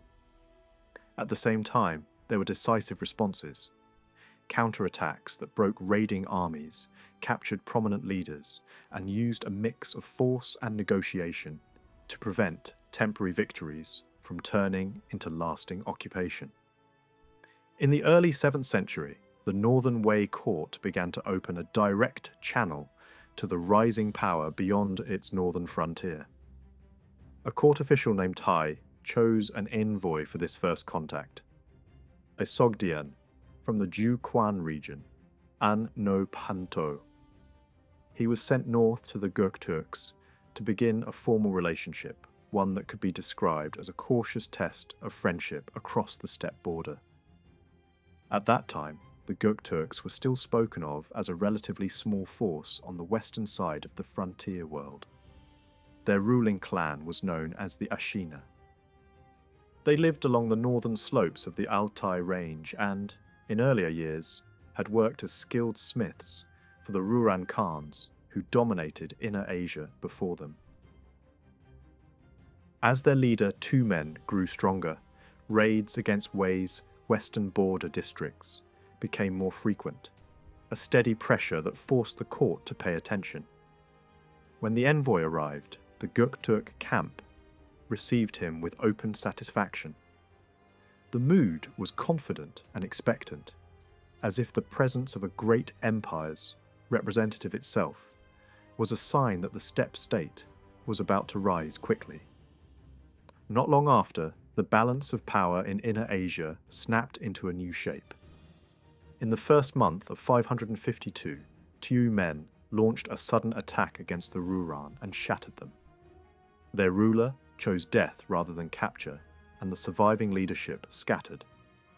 Some fled toward the Chinese states to seek refuge, while those left behind attempted to rebuild around a new figure. The victory elevated Tumen into a new political world. He took the title of Il Khagan, declaring a status that placed him among the supreme rulers of the steppe. The Göktürk elite order became clearer in the sources at this point. The queen carried the rank of Khatun. The sons and brothers of the ruling house were treated as princes, and military governors were appointed under titles tied to command and region. In 553, the first khagan died, and the throne passed to his son, known to the Chinese as Ko Lo, remembered in later tradition as Kara. After taking the khagan title, he sent an embassy back to Wei and offered an enormous gift of horses, a signal meant to turn a battlefield success into recognized legitimacy. The steppe struggle did not end with the fall of the Rouran. A remaining branch attempted to raise a rival khagan, only to be crushed in the north near the Woye region. The Göktürk leadership changed hands again. Qiu Lo died, his brother Su Qin came to power, and he is remembered under the name Mukan Khagan. Contemporary descriptions present him as a striking figure, not only physically unusual in appearance, but also extraordinarily bold in personality. He was portrayed as intelligent, calculating, and highly skilled in command. Under him, fear became a form of diplomacy. Neighbouring states adjusted their behaviour simply because they believed he could reach them. Campaigns followed in rapid sequence. The Rouran were struck again and finally abandoned their homeland, seeking refuge in Chinese territory. A Chinese ruler accepted them, reorganized their leadership, and attempted to settle them in a controlled way, using food and silk to keep them dependent. The Göktürks, pressed in one direction, offered peace in another. A rhythm emerged, raids and counter-marches, then negotiations, then renewed violence. In the mid-500s, Mukan attacked remaining Rouran elements, who still tried to survive as an independent group, then turned against the Hephthalites, moved east against steppe rivals, and drew distant peoples into his orbit. His realm was described as stretching from the eastern seas of the northeast to far western lakes, and from the desert edge southward across immense distances. Whether every boundary detail was exact or not, the political message was unmistakable. The Göktürk state was being presented as the dominant organizing force beyond China's northern line. The cost of that dominance could be brutal. At one point, Mukan demanded the surrender of a refugee leader who had fled into Chinese hands. A Chinese official delivered the man and thousands of followers to the Göktürk envoys. They were executed. Later, Mukan requested passage through Chinese-controlled territory to strike the Tuyuhun. Permission was granted, and the campaign became a lesson in steppe warfare shaped by local intelligence. The force split into separate columns, aimed at two fortified places. One fortress held the Tuyuhun ruler. The other was defended by a senior official with several thousand men. The Göktürks captured the ruler's family in one siege, while their Chinese ally stormed the second stronghold and took its commander. When the armies reunited, Mukan publicly praised the decisive judgment he had witnessed, and rewarded it heavily. In this frontier world, alliances were not built on sentiment. They were built on results. By the early 560s, the struggle between China's northern dynasties and their rivals began to pull the Göktürks into a deeper game. The northern Zhou sought to coordinate attacks against the northern Qi, and marriage diplomacy became the bargaining chip. A Zhou delegation was sent to receive a Göktürk princess. When northern Qi panicked and offered its own gifts and proposals, Mukan hesitated, tempted by the larger payoff. The Zhou envoy reacted sharply, reminding him that earlier, Chinese rulers had honoured the Göktürks by returning refugees and maintaining good relations. The argument was framed as a moral warning as much as a political one. A ruler who forgot past obligations would answer not only to men, but to heaven. Mukan wavered, then agreed to proceed with the Zhou marriage. The envoys were spared, and the alliance moved forward. A joint offensive followed. Zhou forces advanced with Göktürk cavalry in separate columns, striking multiple fortresses. The campaign moved under harsh winter conditions, with deep snow flattening the landscape into a dangerous, open plain. Northern Qi's ruler withdrew to strongpoints, and a siege formed around a key city. Yet the steppe cavalry, confronted by defenders who refused to break, became cautious. A Zhou commander warned that pushing disciplined troops too far in heavy snow risked catastrophe. When the defenders surged out with noise and sudden aggression, the Göktürks pulled back toward higher ground, unwilling to commit.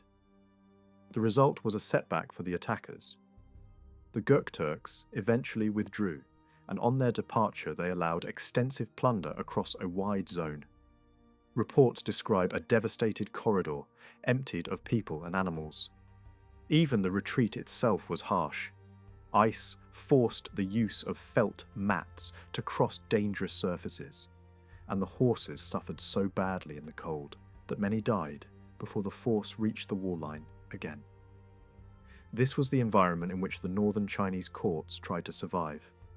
War made unpredictable by weather, politics made unstable by shifting loyalties. Northern Qi, frightened by the pressure, attempted to buy time through concessions, sending relatives and promises and appealing for friendship. Diplomacy and fear flowed in both directions. The Göktürks themselves also began to court Qi directly, sending envoys and starting a formal relationship that kept every Chinese ruler guessing which way steppe power would turn next. Inside the steppe camp, even nature seemed to become an omen. When Mukhan delayed sending the promised princess to Zhou, a violent snowstorm tore down tents and shattered the camp for days. He interpreted the disaster as a sign of divine disapproval, then finally prepared the marriage and released the envoys. As the decade turned, leadership shifted again. Mukhan died, and before his death he set aside his own son and appointed his brother Tiapo as khagan. Authority was then distributed across the Göktürk world, with different branches of the royal family holding the east and west under separate titles. The arrangement contained the seeds of rivalry. While the Göktürk center enjoyed luxury and steady flows of Chinese silk, Chinese courts watched nervously and competed with each other to avoid becoming the next target. One source preserves a boast attributed to Tiapo. Both Chinese states were described as southern sons, loyal yet poor, a condescending image that reflected how confidently the steppe ruler now spoke. The collapse of northern Qi pushed the relationship into darker territory. Qi loyalists fled north and tried to rebuild under Göktürk protection. One claimant was elevated with the help of Göktürk troops, and his supporters spoke as if a new restoration had begun. The steppe rulers used this chaos as leverage, alternating between sheltering fugitives, extracting concessions, and raiding Zhou borderlands. Raids struck deep, civilians were killed or taken, and provinces were forced into emergency repairs along the wall and its passes. Even when peace talks opened, they often demanded hostages and royal marriages as the price. When Tiapo fell ill and died, the succession crisis split the steppe leadership. A son was asked to yield the throne to another branch, yet the elite rejected one candidate on the grounds that his maternal status lacked prestige. Another figure, Shitu, rose by force of reputation and threat. He presented himself as the man who could either obey loyally or defend the realm with steel, depending on who was chosen. Under that pressure, Anlo took the throne, but stability did not return. Rival claimants undermined him, and the royal council turned again to Shitu. He became khagan under the title Shapolue and established himself at Otuken. Other claimants settled elsewhere, declaring themselves secondary khagans, and the steppe empire effectively became a multi-centered system, with rulers stationed in different directions and bound together by fragile agreement. At the same moment, China's dynasty changed. The Sui rose, and in the steppe camp the old resentments did not vanish. A princess tied to the fallen Zhou house urged revenge, pressing Shapolue to strike the new regime. Raids escalated. Chinese garrisons were overrun, commanders were defeated, and Göktürk forces moved along multiple routes into frontier commanderies, seizing livestock and stripping the countryside. Yet internal fractures were widening inside the Göktürk leadership as well. Rival figures in the west gained strength, and the Sui court learned to treat division as a weapon. A Chinese strategist, Chang Sun Sheng, studied the steppe world closely, using personal access and intelligence gathered during time spent among the Göktürks. Reports sent to the Sui ruler argued that open war was not always the best answer. The steppe rulers distrusted each other, envied each other, feared each other. If those tensions were carefully exploited, the Göktürks could be pushed into fighting themselves. The plan aimed to be patient and cold, align with the weaker against the stronger, build contacts with Western rivals, draw in neighbouring tribes, and let suspicion do the work that armies could not.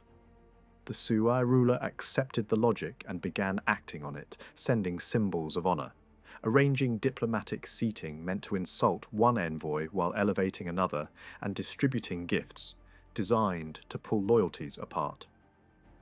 Military pressure continued on the ground. In 582 and 583, a series of Sui counterattacks struck Göktürk forces in multiple locations. Some Chinese commanders proposed bold surprise raids, with small elite cavalry, rather than slow defensive marches. In at least one battle, the Göktürk khagan fled so quickly that he threw away precious clothing and armour, and his army suffered from hunger and disease. Meanwhile, a Göktürk-backed Chinese ally was driven from his strongholds and eventually killed after fleeing into the steppe world. Peace envoys came and went, yet the Sui court refused to accept terms that would leave the frontier permanently vulnerable. Even in moments of apparent unity, the Göktürk leadership was breaking along family lines. Shapolue, jealous of a rival branch, struck at his opponents with shocking brutality, seizing and killing the mother of a competing khagan. The rival fled west to Tardu, whose anger turned into a major mobilization. Tens of thousands of horsemen gathered, battles followed, and the western side regained territory and influence. Another allied ruler, isolated by Shah Polu's moves, also fled west. A further branch rebelled and joined the opposition. The steppe empire, once presented as a single overwhelming power, was now visibly segmented into competing centres. Against this backdrop, the Sui court chose a different kind of victory: ritual submission. When Shah Polu, weakened by defeats, requested a marriage alliance, the Sui agreed, while reshaping the relationship on its own terms. Titles were adjusted, envoys were sent with stern instructions, and the steppe ruler was forced into a public display of deference. The scene was staged to make the message unmistakable. The khagan initially refused to rise, claiming that his ancestors had never bowed before any man. His wife, the princess, tried to smooth the conflict by warning that he was fierce by nature and hardened by endless struggle. A Chinese officer pressed harder, reminding him that marriage made him the emperor's son-in-law and that respect was therefore unavoidable. In the end, the khagan stood, lowered his head, and accepted the imperial letter in a posture of submission. The spectators, according to the account, were shaken by humiliation and wept openly. The demand that followed was blunt. Declare vassal status in the language of the Sui court. The khagan hesitated, asked how such words could even be spoken, then repeated them as his attendants instructed. Gifts were exchanged afterward, horses offered, marriages arranged, yet the political meaning had been set in public. The steppe ruler had been compelled to acknowledge the Sui emperor as superior in a formal, witnessed way. A long period of tension had already formed among the Göktürks. A deep rift existed between the western ruler, Apo Kagjan, and the eastern ruler, Shabolue. Over time, Apo gathered strength rapidly, expanding like a rising flood. He pushed eastward and seized control of Tuchin, then turned west and crossed the Altai Mountains. Kucha, Turfan, Hami, and the wider western regions, including the Sogdian cities, fell under his authority. From this moment on, these territories were known collectively as the Western Göktürk realm. The Sui court responded by sending a high-ranking general as an envoy to Apo. He was formally recognized and treated with honor. Yet this balance did not last long. In the 7th month of autumn, Chaboluos found himself under intense pressure from Tardu. Fear spread among neighboring peoples.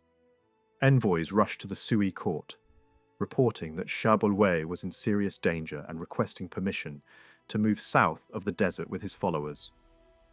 The Sui ruler approved and ordered military escorts, supplies, wagons, and attendants to be provided.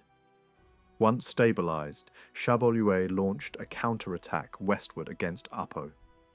The assault was swift and devastating. Apo's forces collapsed, his lands emptied, and his household was attacked. A surprise strike carried out, with Chinese involvement, sealed his defeat. Apo was captured alive, along with his family and supporters.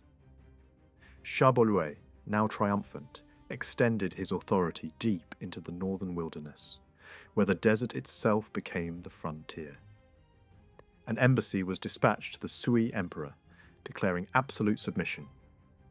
The message emphasized that just as there cannot be two suns in the sky, there could not be two supreme rulers on earth. The Sui emperor was acknowledged as the sole legitimate authority. Tribute followed, and regular gifts continued year after year. After Chabolway's death, mourning was observed even at the Sui court. His succession, however, sparked another internal crisis. His son was considered weak, and leadership passed instead to his brother, who assumed the title Baga Khagan. This transition did not occur without resistance, but tradition ultimately prevailed. The new ruler acted decisively, launching a sudden western strike that once again targeted Apo's remnants. Apo was captured and presented as a political dilemma to the Chinese court. Chinese officials debated whether he should be executed publicly or eliminated quietly. In the end, they chose not to intervene directly, allowing internal Göktürk divisions to weaken themselves. This strategy proved effective. The Göktürk world fractured further as brothers turned against one another and rival factions collapsed under their own weight.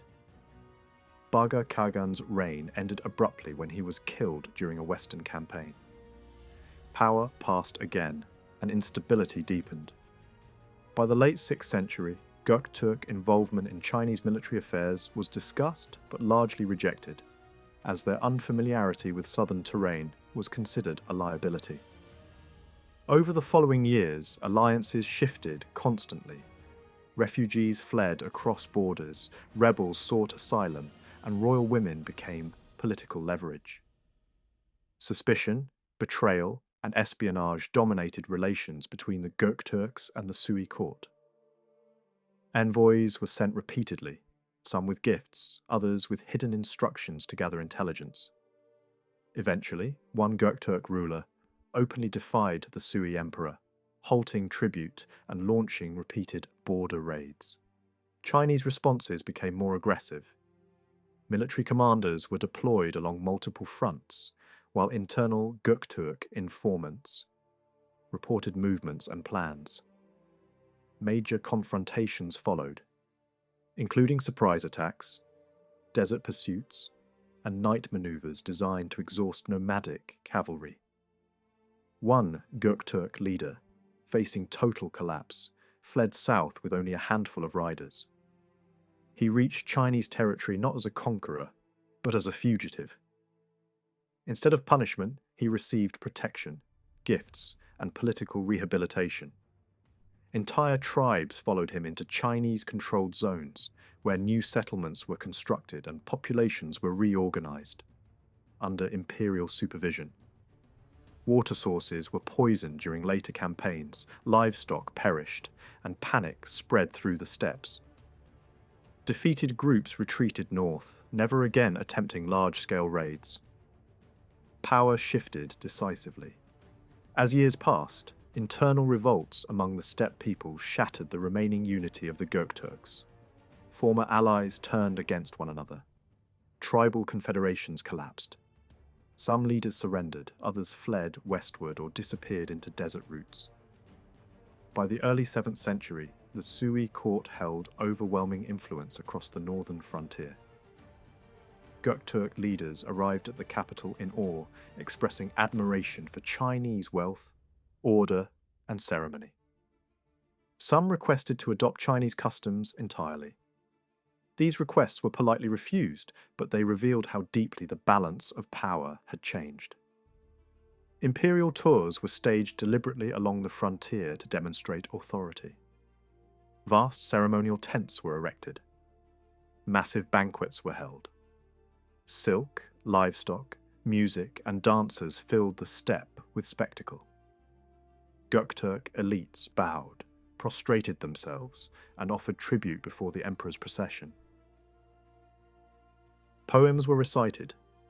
Rituals were observed. Roads were built across deserts and plains to mark imperial reach. The nomadic world watched as Chinese administration extended deeper than ever before. In the west, trade routes were mapped, kingdoms catalogued, and strategic corridors documented. Intelligence replaced conquest. Influence replaced occupation. Through calculated diplomacy, internal division, and selective military pressure, the Göktürk world was dismantled without a single decisive war.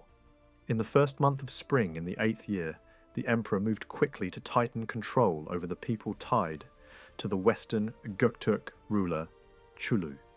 The population was broken into 3 separate groups to prevent any single camp from becoming too strong.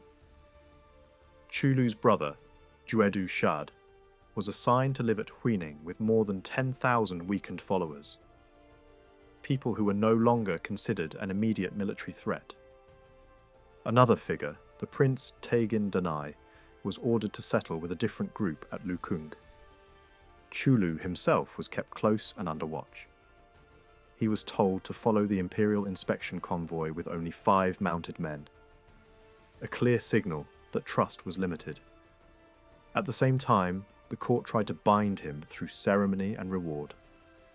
A new khagan title was offered to him, and he was flooded with gifts and public respect, as if honor could replace independence. In the first month of spring in 613, unrest flared along the frontier. A rebel leader named Bai Yusuo led raids, seizing herds and property, then moved north and aligned himself with Göktürk forces. The region of Lungyu suffered repeated disruption. Officials dismissed him as nothing more than a common bandit, but his ability to link up with steppe power made him far more dangerous than the label suggested. The emperor had already tasked Pei Ju with calming Lungyu after disturbances around Huining, and now that assignment became urgent. Messages were also sent to the tribe of a Göktürk khagan to coordinate pressure on the border. Juedu Shad proved useful to the court in another way. He struck the Tuyuhun, carried off plunder, and returned with substantial wealth. He reported the results directly, and the emperor rewarded him generously. This pattern repeated throughout the period. Raids and counter-raids were not only warfare, but a form of politics, a way to buy loyalty with spoils and punish disobedience without open declaration. By the first month of 615, the crisis had widened. One rebel leader, Wei Taoer, proclaimed himself a ruler under a new title. Another warlord, Wang Shiba, gathered a force said to exceed 100,000.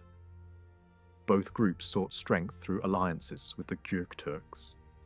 They turned south and pushed into the territories of Yan and Zhao, treating the frontier as a gateway rather than a wall.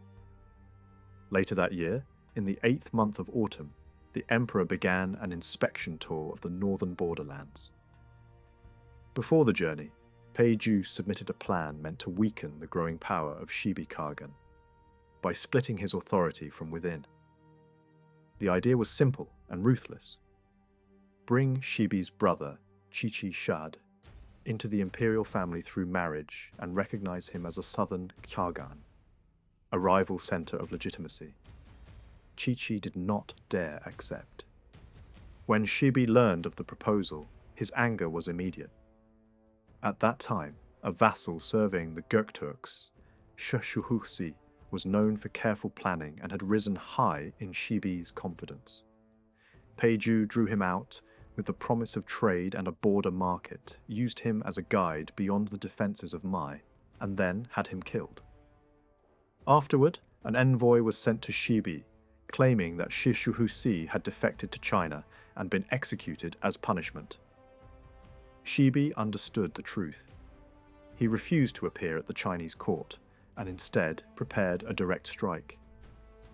With a force said to be several 100,000 cavalry, he aimed to ambush the imperial convoy during the inspection.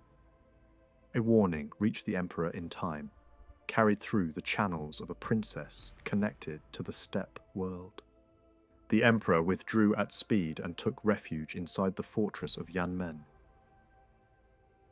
Reinforcements moved to protect nearby positions, but the storm broke quickly.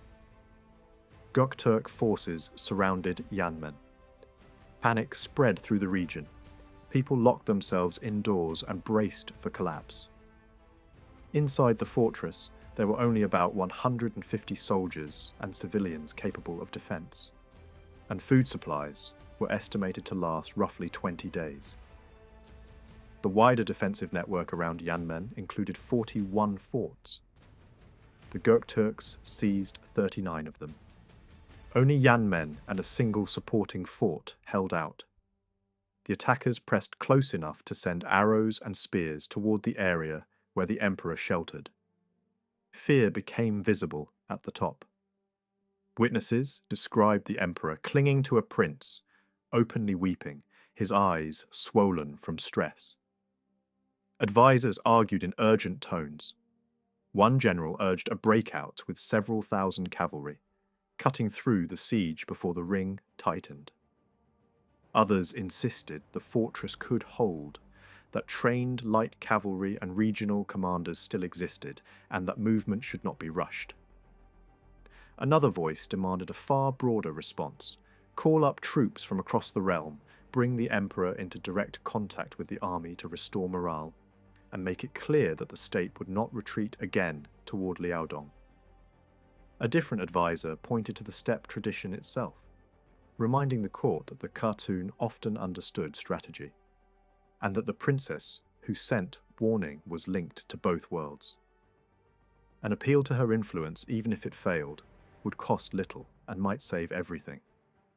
It was also suggested that external enemies be publicly pardoned to steady popular confidence, so that civilians would fight instead of despair.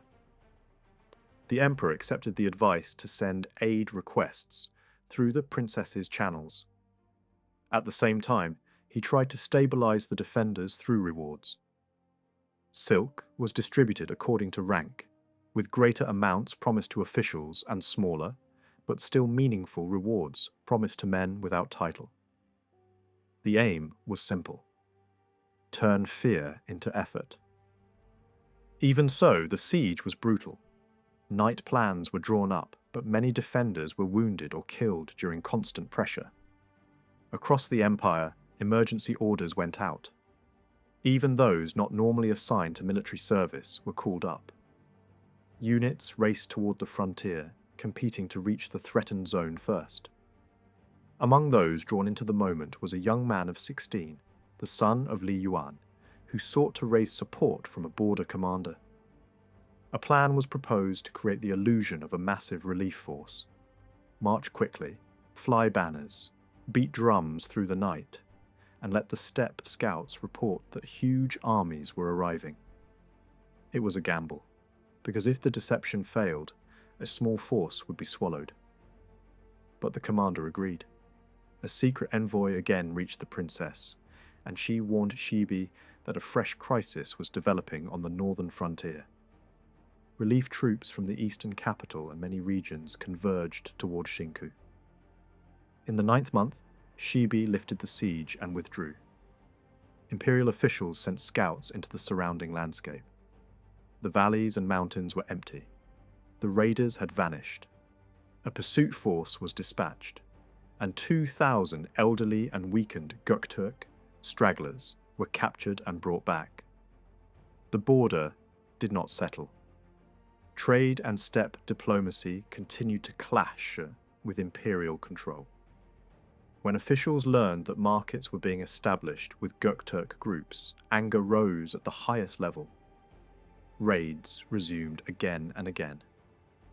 Li Yuan was ordered to command forces along the Taiyuan route, and a local judge in Mai was directed to meet the threat. Their combined forces were small, barely reaching 5,000 at times. Li Yuan selected 2,000 skilled archers and riders, trained them to survive and move in steppe style, and drilled them to resemble the enemy in pace and posture. In skirmishes, this sometimes worked. When the maneuver succeeded, Göktürk riders hesitated, uncertain of what they faced. By 617, the political ground was breaking apart. In the 2nd month, a frontier general murdered the deputy governor, seized the province, and proclaimed himself chief minister. He immediately sought Göktürk support. In the 3rd month, forces linked to Wuchu and the Göktürks struck a city, killed its defender, and drove another official to flee back toward Yanmen. Wuchu then attacked Lukung, entered Fengyangguan, and seized what the region once treated as a northern imperial center. Captured palace women were sent to Shibi as tribute, and Shibi returned horses in exchange. Wuchu's power grew. He struck Tingjiang, and the Gokturks elevated him with a regional Khagan title and sent a wolf-headed banner, a symbol meant to make his authority feel inevitable. Other warlords followed the same pattern, aligning themselves with steppe power to strengthen their claims over Chinese territory. Li Yuan attempted to hold Mai, but could not stop all pressure. Even when resistance held, the cost was heavy, and fear ran through the cities. In one major incident, Göktürk cavalry swept into Qinyang, entered through the northern gate, and exited through the eastern gate, striking fast and leaving before a full response formed. Li Yuan ordered troops to prepare, but also did something unexpected. He ordered the city gates opened. The attackers, unable to understand the trap or the confidence behind it, refused to commit and pulled away. Later, betrayal within the city was punished publicly. Executions were carried out in full view. Another force sent out to fight was wiped out, deepening panic inside the walls. That night, Li Yuan moved troops outside the city, hung banners high, and had drums beaten until dawn. From a distance, it sounded like reinforcements arriving. The Göktürks hesitated, looted the outskirts for 2 days, then withdrew. As the situation escalated, advisors urged Li Yuan to deal directly with Shibi. They argued that horses were the key. Even if steppe soldiers were not needed, steppe horses could decide everything. Li Yuan began preparing gifts and sent a message to Shibi promising alliance and wealth, but asking that steppe forces not harm civilians if they moved south. Shibi's response showed calculation. He recognized the Sui ruler had been weakened by his own people. If Li Yuan became the new son of heaven, it would be wiser to assist him than to oppose him. Messages travelled at remarkable speed. Generals celebrated, demanding the agreement be accepted. Li Yuan hesitated, then conceded, believing there was no clean alternative. Göktürk envoys arrived with 1,000 horses. Their leader was received with formal honours and lifted by ceremony. The best horses were selected. Many Göktürks remained at the market, while Chinese volunteers tried to bargain aggressively. Li Yuan stopped them, insisting that greed would destroy the relationship and that scarcity should be displayed on purpose to keep the steppe allies eager rather than arrogant. When the envoys returned north, Li Yuan sent Liu Wenqing as his own emissary to request military assistance. He also gave a private warning. When steppe cavalry enter Chinese territory, locals often provoke them, and uncontrolled contact could turn allies into predators. In the 7th month, a Western Göktürk figure, Ashina Danai, led his people to follow the Tang Revolutionary Army as it advanced. Soon after, Liu Wenqing met Shibi in the steppe camp and repeated the promise. If Chang'an fell, the realm would submit to the Tang Duke, and the Göktürks would be rewarded with gold, jade, and vast quantities of silk. Shibi welcomed the offer. He dispatched a senior minister to Li Yuan's camp and declared that the approaches and routes would be protected. Meanwhile, the steppe world itself fractured.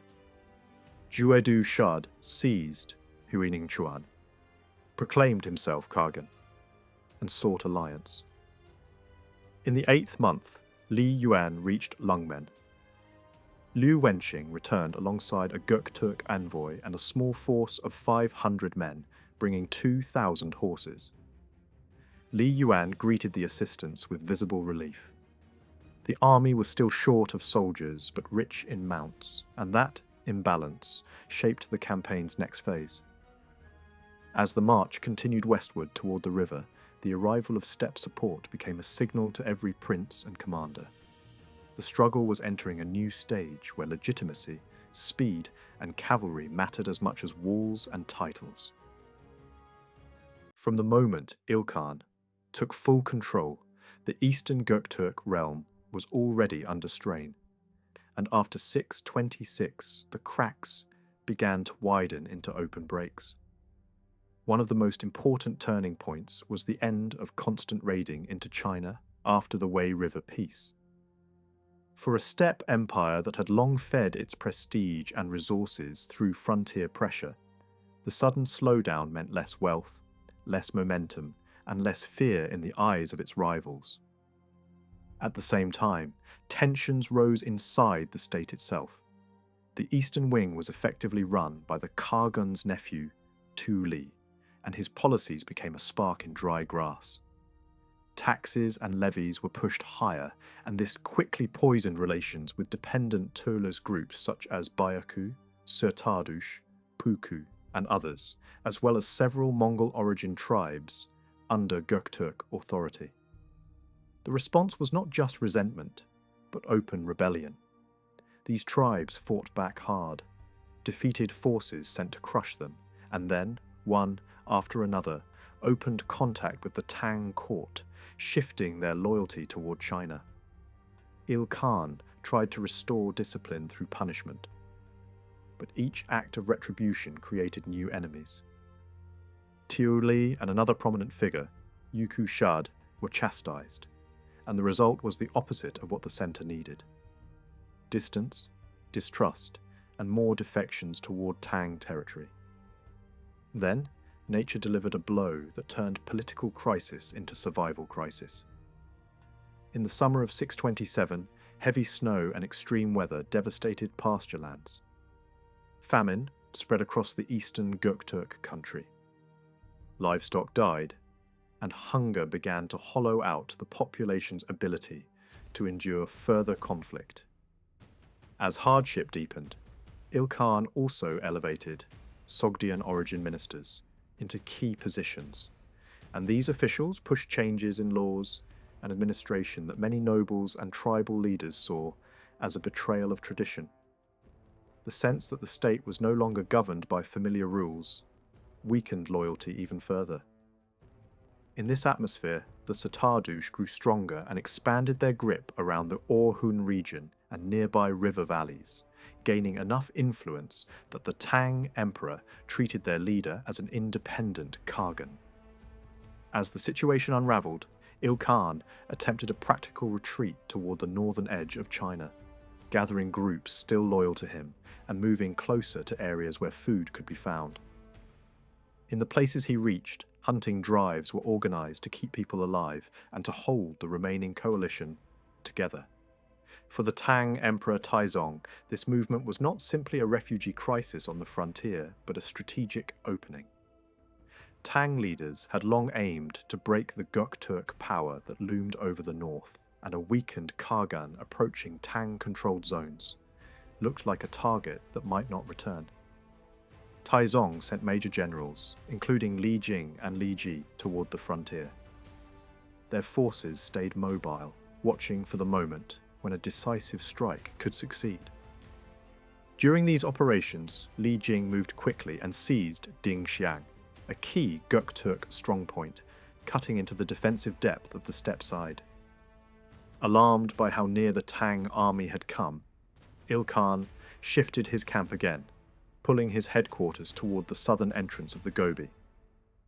These events unfolded at the start of 630 and they moved fast.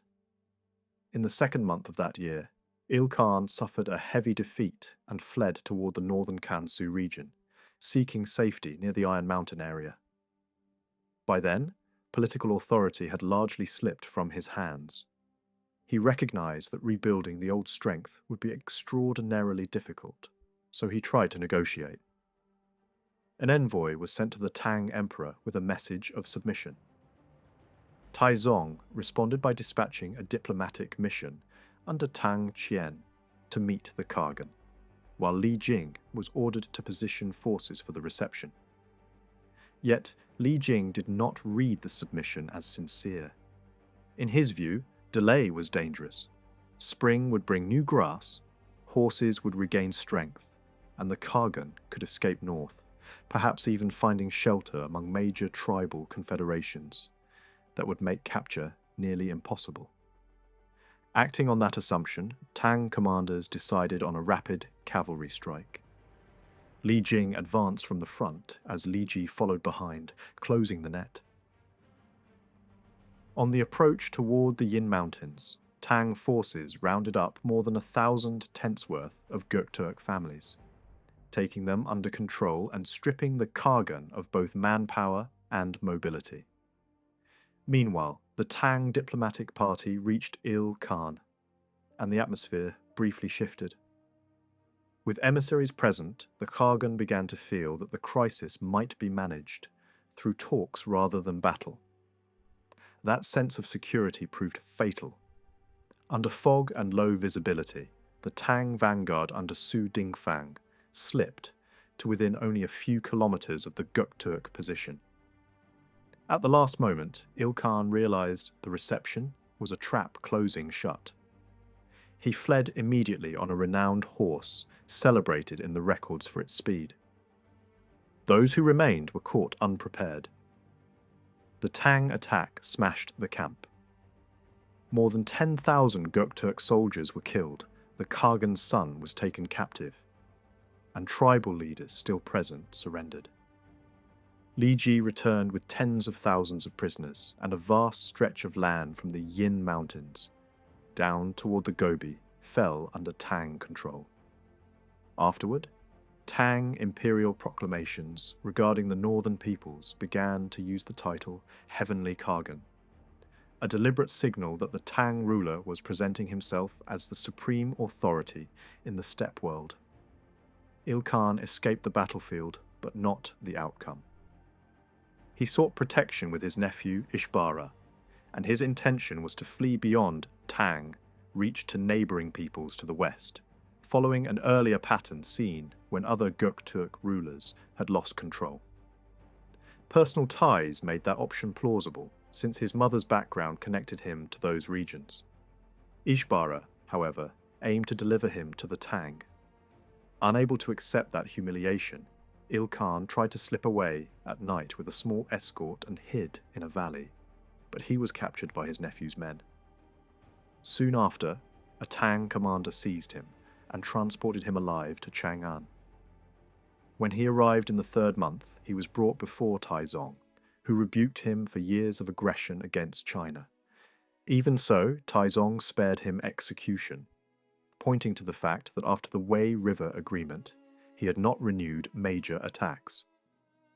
Il Khan was ordered to reside in a ceremonial compound and lived in deep grief.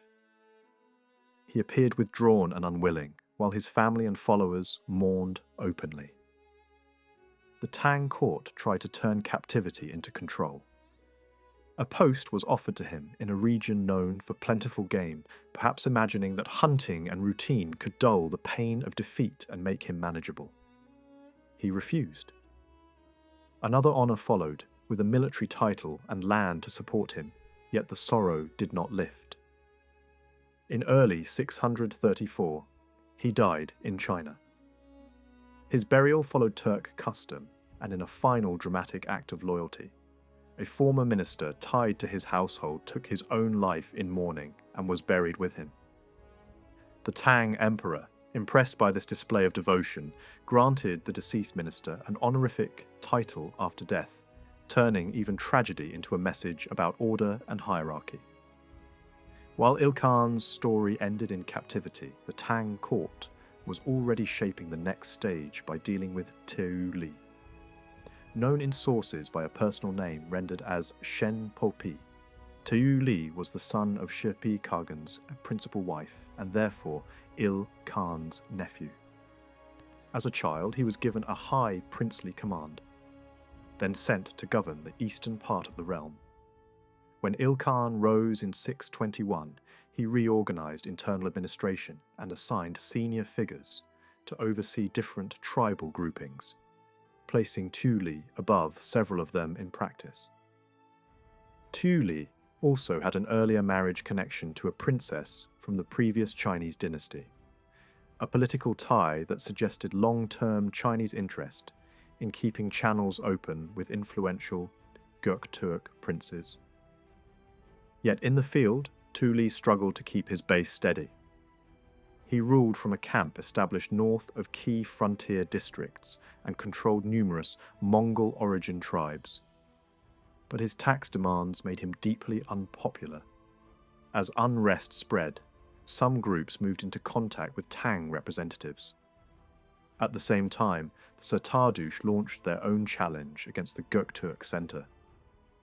Many Turkic groups began clustering around whichever power looked most capable of protecting them, and that increasingly meant local strongmen rather than the collapsing khaganate. Il Khan reacted angrily to Tu Li's failures and ordered him to bring the rebels back under control. Tu Li tried, lost badly, and saw one of his detachments destroyed. The defeat accelerated the loss of followers. Il Khan punished him harshly, even imprisoning him for a time, then later releasing him, but the relationship had already turned toxic. By then, the Göktürk state was sliding into internal war. Il Khan demanded troops. Tu Li hesitated or refused. The center moved against him, and armed clashes followed. Tang strategists watched closely. Taizong targeted Tu Li as a usable figure, disgraced at home, threatened by his uncle, and increasingly dependent on an outside protector. Tu Li already had a history of establishing personal rapport with the Chinese heir who later became Taizong, and Tang officials framed his choice as proof that the northern ruler could not even protect his own kin. In 629, Tu Li sent a formal message expressing his wish to come to the Tang court. Taizong welcomed the offer, but not out of sentiment. The Tang leadership treated it as another step in dismantling the Göktürk political center, turning elite rivalries into an instrument of imperial expansion. When Tu Li arrived at the Tang capital, the reception was lavish.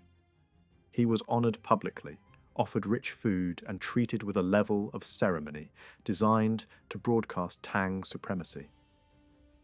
After years of scarcity in the steppe, the abundance would have felt overwhelming to him and his entourage. Tang rewarded him with titles and a princely status tied to a Chinese-controlled region, and groups that followed him were resettled in designated areas. At the same time, tribal leaders were carefully handled. Many were pushed away from one another, so they could not easily combine forces, and their movements were monitored. Taizong also made the logic of this policy explicit.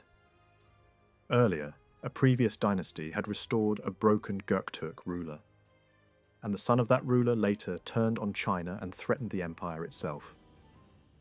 Taizong presented Tuli as different, poor, weakened, and dependent, someone who should not be allowed to regain the independent authority that could later become a danger. Tuli listened, complied, and remained under Tang control until his death at a young age in the early 600s. The emperor marked the death with mourning rites, another signal that the Tang could claim both power and benevolence over defeated steppe elites. After the fall of the eastern Göktürk state, the wider population faced a choice made brutal by hunger, civil conflict, and the sudden disappearance of a central ruler. The famine years had already pushed many groups to the edge. With the khagan captured, the remaining people fractured into three broad directions. One portion moved toward the Sertadush, whose leader had already opened a relationship with Tang and had declared independent authority. The arrival of displaced Göktürk groups increased Sertadush's strength and prestige, turning them into a new centre of gravity on the steppe. A second portion drifted toward the western oases and city-states of Turkestan, territories that Chinese sources described as the western regions. These towns and small kingdoms often survived by serving larger empires as vassals, and their political status shifted depending on who held power in Central Asia. After the first Göktürk Empire formed, these regions had been tied into a steppe imperial network, and over time more Turkic groups had settled among them. Now, new arrivals from the east strengthened that process, spreading Turkic communities across the oasis belt, from the Hami corridor toward Kashgar and beyond. The third portion went directly into China, and this was the development that most alarmed Tang officials. Tens of thousands of people, described in some accounts as around 100,000, entered the northern frontier zones. The Tang court did not see them as ordinary migrants. They were a mobile military society with their own loyalties and leaders, and if concentrated too closely, they could become a new threat inside the empire.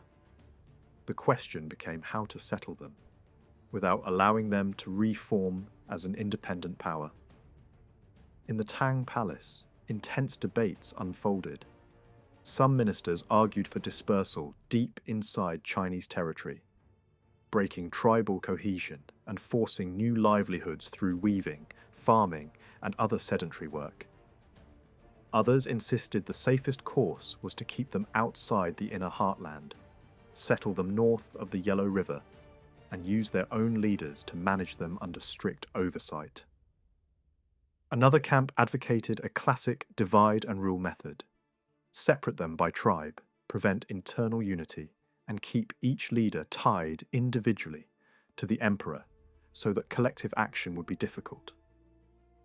The harshest voices warned that steppe groups, once strong, would raid and rebel, and once weak, would submit, meaning that trust was a dangerous illusion. Against these suspicions stood a more accommodating argument.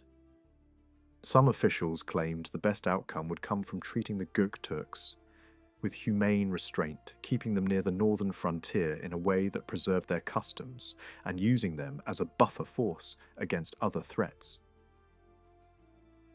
This approach framed the Tang emperor as a universal ruler who should not abandon defeated peoples, and it promised that education, administrative supervision, and selective recruitment into imperial service could reshape steppe elites into loyal guardians of the border. The debate was not merely theoretical, because settlement patterns would determine whether the defeated population remained fragmented or could ever reunite. In the end, Tang policy leaned toward managed settlement with strong administrative control. Designated frontier regions were chosen, military districts were created, and leaders were rewarded with ranks. while being kept under close supervision. Large numbers of Turkic families also gathered near the Tang capital, partly because their chiefs served in the court and their households followed them, creating a visible steppe presence inside the imperial centre. That night, Jie Shi Shuai's companions took up hidden positions around the imperial palace, waiting for the signal to act. Before their plan could unfold, a violent storm swept through the capital. Heavy winds and rain kept Prince Li Ji inside the palace, disrupting the timing of the conspiracy. Fearing that hesitation would expose them, Jie Shi Shuai made a sudden decision. Instead of waiting, he ordered an immediate assault on the palace itself, aiming directly for Emperor Taizong. The attackers fought their way through the outer defences, cutting through 4 successive security lines in fierce, close combat. They pushed as far as the central military barracks, spreading panic among the guards, who were close to collapsing under the surprise attack. At the critical moment, General Sun Wukai arrived with reinforcements, rallying the palace defenders and turning the tide. Realizing the attempt had failed, Jie Shi Shuai and his followers fled through the palace stables, seizing horses in desperation. Their goal was to cross the Wei River and escape north toward their former lands. They never made it. Border patrols intercepted and killed them before they could break free. Only one conspirator survived, Ho Lo Hu, who was spared execution and instead exiled deep into the Chinese interior. Although the uprising was crushed quickly, its psychological impact was profound. Emperor Taizong and his ministers were shaken. For nearly a decade, large numbers of Gokturks had lived in northern China and even in the capital itself. This incident confirmed the fears of those who had warned that their presence carried constant risk. Court officials now spoke with one voice. The Göktürks could not remain inside the empire. Preparations began immediately to remove them from Chinese territory. The challenge lay in how to do this without creating a new threat beyond the frontier. The solution devised by the Tang court was carefully calculated. The Göktürks would be relocated northward, but they would remain under Tang supervision. To lead them, the court selected a man of royal Göktürk lineage who was known to be close to China and politically dependent on it. His name was Su Mo. Su Mo was a grandson of an earlier Göktürk ruler and had earned a reputation from an early age for intelligence and sharp intuition. Senior khaganate of the past had recognized his abilities, though he never rose to the highest ranks within the steppe hierarchy. His physical appearance differed from that of most Göktürks, resembling Sogdian features, which caused suspicion among traditional elites. As a result, he was never granted full military command. This marginalization pushed him closer to China, where he established personal ties with the Tang dynasty soon after its foundation. When the Göktürk state collapsed and its leaders surrendered or fled, Su Mo remained as one of the few prominent figures still active. Eventually, he too entered Tang territory. Emperor Taizong rewarded him generously, granting him military titles and placing him in charge of Göktürk groups settled in central China. For several years, Su Mo governed these communities under close imperial oversight. After the palace attack, the Tang court decided to use Su Mo in a new role. He was proclaimed khagan, though not as an independent ruler. His authority derived entirely from the Tang emperor. He was given a royal Chinese surname, symbolically incorporating him into the imperial family. The plan was simple in design, but complex in execution. Su Mo would lead the Göktürks back toward their former lands, creating a buffer zone north of the Yellow River while remaining loyal to China. Despite imperial backing, Su Mo hesitated. Powerful steppe forces, especially the Sertadush, now dominated much of the region he was expected to govern. Fearful of confrontation, he initially refused to move. Tang diplomacy stepped in, sending envoys to reassure the Sir Tardush that China did not seek territorial expansion, only stability. A clear line was drawn. Lands south of the desert would fall under Sumo's authority, while northern territories would remain with the Sir Tardush. Before Sumo departed, Emperor Taizong held a farewell ceremony in his honor. Speaking publicly, the emperor framed the entire policy as an act of restoration rather than domination. Sumo responded with visible emotion, pledging loyalty to the Tang dynasty for generations to come. With imperial support, ceremonial structures were erected for the Göktürks' return north. Banners and drums were bestowed, echoing the institutions of earlier steppe empires, but now firmly under Chinese supervision. Yet the reality on the steppe proved unforgiving. The Sir Tardush viewed the return of the Göktürks as a direct threat to their dominance. They mobilized their forces, preparing for conflict. Although open war was temporarily avoided through imperial warnings, tension remained constant. The Tang court made it clear that it would punish any group that disrupted the fragile balance. In 641, Sumo led a vast migration northward. Tens of thousands of people, soldiers and livestock crossed the Yellow River and established their center near Dingxiang Fortress. Although the land was wide, competition over pasture quickly led to internal conflict. Sumo struggled to maintain unity and authority. Rebellions erupted repeatedly within his own ranks. When the Tang emperor travelled east for a major religious ceremony, the Sir Tardush seized the moment. Believing Chinese defences weakened, they launched a massive attack under Tardu Shad. Sumo's forces were overwhelmed. He fled south and took refuge within Chinese territory, effectively ending his attempt to rule on the steppe. By 643, Sumo had lost control entirely and returned to the Tang court with only a small escort. The empire absorbed his followers, relocating them between provinces and integrating Susumo into the imperial military structure. He later took part in campaigns far from the steppe, including operations in the northeast. Wounded in battle, he received exceptional care from the emperor himself, but did not live long afterward. He died in China and was buried with full honours near the imperial mausoleums. A clear sign of how the Tang rewarded loyal but dependent steppe leaders. With Sumo's failure, the Tang court succeeded in removing the bulk of the Göktürks from its heartland. Yet the problem of steppe power did not disappear.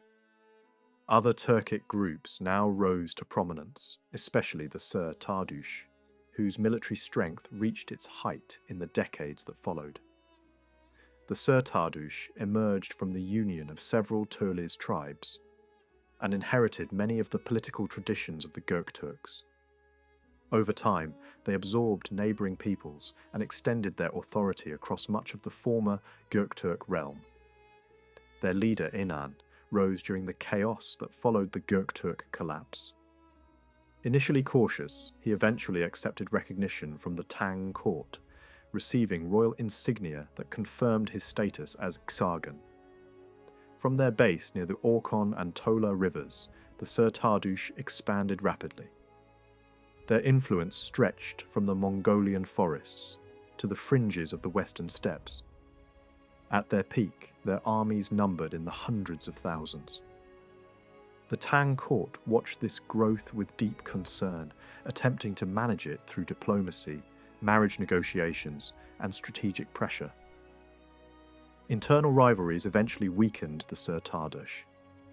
Succession disputes, executions of senior nobles, and rising distrust fractured their leadership.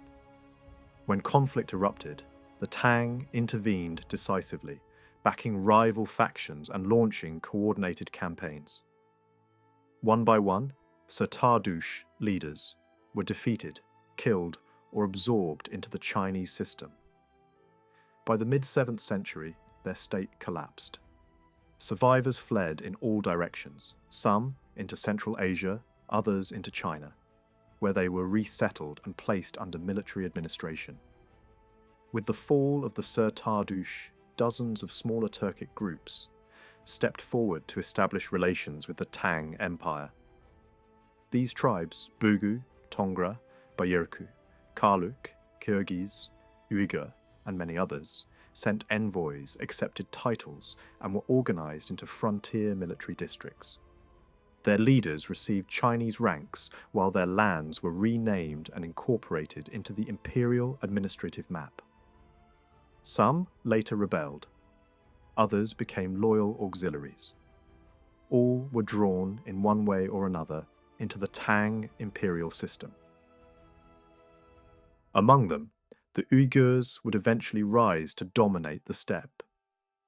During this period, however, they were one power among many, shifting alliances, fighting rivals, and serving Chinese campaigns when it suited their interests. By the late 7th century, the old Göktürk world had dissolved into a mosaic of competing forces, all shaped by the shadow of Tang power. After the collapse of the eastern Göktürk state, Chinese control over the steppe did not arrive all at once. Although the khaganate fell in 630, large parts of its former territory remained beyond direct Chinese rule for years. Tang authority was firmly established only south of the Great Wall.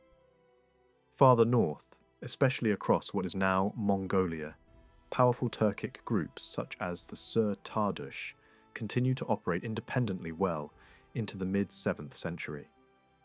These forces even carried out raids toward the frontier, acting as both a shield that slowed Chinese expansion and a threat that unsettled rival Turkic leaders who sought independence. The failure of Çepi Kağan's attempt to restore sovereignty marked a turning point. Once his resistance collapsed, Chinese armies advanced deep into the Altai region. This campaign allowed Tang commanders to study the land, the climate, and the tribal structure of the northern steppe in detail. More importantly, it convinced the Tang court that no single power remained capable of challenging them. From that moment, a new strategy took shape. Instead of ruling through distant pressure, the former Göktürk lands would be reorganized and administered directly. Groups that had already entered Chinese territory were settled permanently and turned into farming communities. Those who remained north of the frontier were placed under a new military administrative system. The steppe was divided into two vast command regions stretching from east to west. The southern zone, centered near the former Göktürk heartland, was organized into several garrison districts, each overseen by military governors. The northern zone, extending toward the forests and lake regions beyond Mongolia, was likewise divided into multiple command centers, controlling river valleys and migration routes. Crucially, Tang policy relied on local leadership. Turkic tribal chiefs were appointed as military governors and district commanders under Chinese authority. Titles were granted, ranks assigned, and administrative duties imposed. Over time, the names of these command regions changed, reflecting both political adjustments and symbolic claims over the landscape. The Gobi Desert itself became a boundary between the southern and northern command zones. This system proved unexpectedly effective. For nearly 3 decades, large-scale raids from the north into China ceased entirely. Chinese historians later emphasized this pause, noting that nothing similar had occurred during the previous 2 centuries of steppe conflict. Stability, however, came at the cost of independence. During this same period, many Turkic nobles entered Chinese service. Some had arrived earlier, fleeing internal struggles or defeated rulers. Others followed after the collapse of the Göktürk state. Several rose to prominence within the Tang military system. Former princes and tribal commanders became generals, governors, and frontier administrators. Their careers followed a common pattern. Military success brought promotion. Marriage alliances tied them to the imperial family, and loyalty was rewarded with land and rank. Among these figures were sons and relatives of former khagans.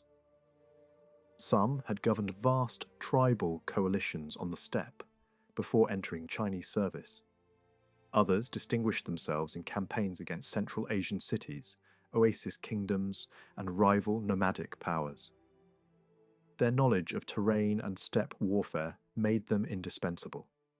Tang armies campaigning westward often included thousands of Turkic cavalry under the command of these men. Yet service did not erase old ambitions. Some nobles resented their dependence. Others feared being absorbed entirely into the Chinese system. Families split, with one branch serving the empire while another drifted back toward the steppe. In several cases, entire tribes followed leaders who defected or rebelled. This tension came to the surface after the failure of Che Khagan's rebellion. Although Chinese control appeared secure, the desire for independence had not disappeared. It merely waited for an opportunity. That opportunity emerged in the southern command region, where many Göktürk royal descendants had been settled deliberately. The Tang court had chosen the name of this command carefully, echoing earlier steppe polities in an attempt to legitimize its authority. Instead, the symbolism had the opposite effect. Tribal leaders in the region grew dissatisfied with Chinese administration and began searching for one of their own to lead them. In the winter of 679, open rebellion erupted. Two Turkic commanders, holding Chinese military titles, coordinated an uprising across multiple districts. Their first act was to proclaim a new khagan from the Göktürk royal line. Within weeks, leaders from more than 20 regions joined the revolt. Entire tribes rose simultaneously. The speed and scale of the movement revealed careful planning rather than spontaneous unrest. More than 100,000 people were drawn into the conflict. The Tang court reacted with shock. A large expeditionary force was assembled and sent north under experienced commanders. Confidence was high. Preparation, however, was inadequate. Winter conditions worsened rapidly. Chinese troops unfamiliar with the northern climate suffered severe hardship. Their enemies, watching closely, waited for the right moment. When the attack came, it was sudden and devastating. Chinese forces were overwhelmed. Thousands were killed. Commanders fled the battlefield. The defeat sent waves of alarm through the empire. Officials were punished, exiled, or stripped of rank. The rebels advanced southward, threatening key frontier cities. One governor avoided disaster only by deception, leaving gates open and banners lowered. Suspecting a trap, the attackers withdrew. From that moment, Tang policy hardened. Massive reinforcements were mobilized across the north. Defensive lines were strengthened. Sacred ceremonies were postponed. The empire prepared for a prolonged struggle. The counter-offensive was methodical. New commanders employed deception, intelligence networks, and carefully planned ambushes. Supply convoys were turned into traps. Mobile cavalry units struck at isolated groups. One rebel leader after another was defeated, captured, or betrayed. Internal divisions proved fatal to the independence movement. Rival leaders turned on each other. One khagan was killed by his own followers. Others fled or surrendered. Promises of safety were made, then broken. Executions followed in the capital, sending a clear message across the steppe. By the early 680s, organized resistance had collapsed. Yet even in defeat, the struggle marked a turning point. It revealed that Chinese rule rested not on consent, but on constant vigilance. It also proved that the Göktürk identity had survived conquest and administration alike. While the eastern Göktürk lands were being pacified, turmoil spread in the west. The Western Göktürk state fragmented after the murder of its ruler. Rival claimants emerged. Civil war followed. Each faction sought external support. Envoys were sent to China. Marriage alliances were proposed. The Tang emperor refused to commit, declaring that a divided realm could not be treated as a stable partner. As internal conflict dragged on, Chinese influence expanded quietly. Western Turkic leaders accepted titles, recognition, and protection. One by one, their territories slipped into the Tang sphere. The process was gradual, driven less by conquest than by political exhaustion. By the middle of the 7th century, the old Göktürk world had been fundamentally reshaped. Its lands were divided, its elites dispersed, its authority fragmented. Some Turkic leaders thrived within the Chinese system. Others died resisting it. The steppe had not fallen silent, but its balance of power had shifted decisively. Discontent spread rapidly among the Turks tribes who lived under the rule of Bagana. Tribal leaders and warriors alike began to withdraw their support, refusing to recognize his authority any longer. One by one, these groups abandoned his command and instead pledged loyalty to Lu Yabgu Khagan, also known as Hsili Tegin. His claim carried weight. He was the son of the former Khagan Tong Yabgu and had already earned the trust and respect of the people. As his influence grew, the military strength of Göktürk, known as S.P. Khagan, began to erode. His soldiers deserted him in increasing numbers, sensing that the balance of power had shifted. Recognizing that the moment was right, Lu Yabgu Khagan launched a decisive strike. He moved swiftly, targeting Göktürk before resistance could reorganize. The assault was successful. Göktürk's forces collapsed, and he fled toward the Altai Mountains in search of refuge. His escape did not last long. There, he suffered another defeat at the hands of Tuolu Khagan. Finally, Göktürk was captured and killed by Nishu, bringing his rule to a definitive end. With Göktürk removed, Lu Yabgu Khagan stood as the sole authority over the Western Göktürk realm. Senior officials and tribal leaders formally offered him the title of Great Khagan. Yet his reign soon encountered serious challenges.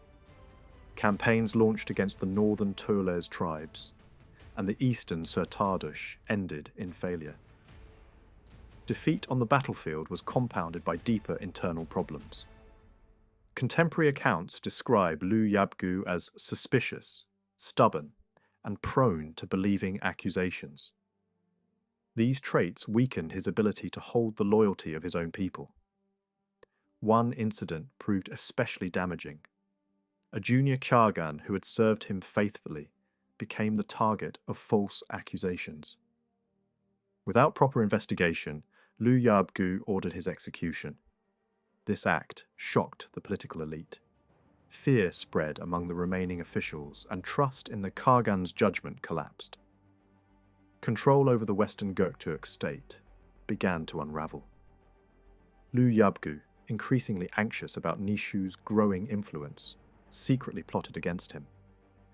Sensing danger, Nishu fled and took refuge in Karashar.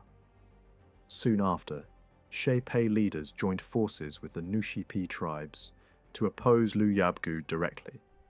Facing overwhelming opposition, Lu Yabgu escaped westward with a small cavalry force, crossing into Transoxiana.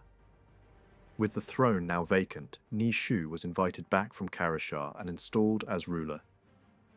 He adopted the title Tuo Lu and also assumed the name Tardu, linking his authority to earlier steppe traditions.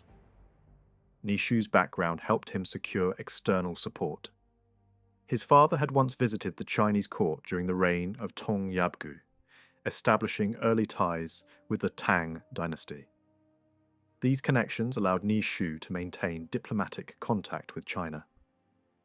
Envoys were exchanged, including a Chinese mission sent in 633. His reign, however, was short-lived. Nishu died in 634, and his brother Tung-e-Shad succeeded him under the title Ishbara Shilishi Khagan. In 635, the new Khagan sent emissaries to the Tang capital, offering tribute and proposing a marriage alliance. The Tang court received the envoys warmly but delayed its response, neither accepting nor rejecting the proposal outright. Internally, Ishbara Khagan reorganized his state. He divided the realm into 10 tribal units, symbolized by the distribution of arrows, to each leader. These units became known as the 10 Arrows, later grouped into left and right wings. 5 tribes were placed on each side, each overseen by appointed commanders. Despite these reforms, unrest returned quickly. Ishbara Khagan struggled to maintain order. He was attacked by one of his own officials and forced to retreat. Eventually, he and his brother sought refuge once more in Karashar. Political leaders convened an assembly and elected Yuku Shad as Khagan, assigning Ishbara a subordinate role. Even then, agreements were ignored. Assassinations followed. Power shifted repeatedly, and none of the claimants managed to secure lasting dominance.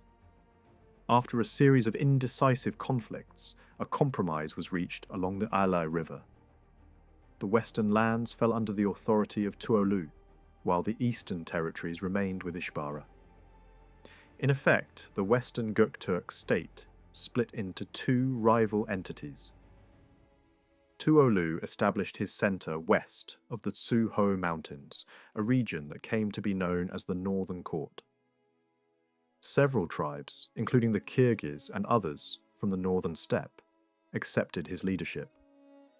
Seeking full control, Tuolu conspired with one of Ishbara's close officials and launched a surprise attack.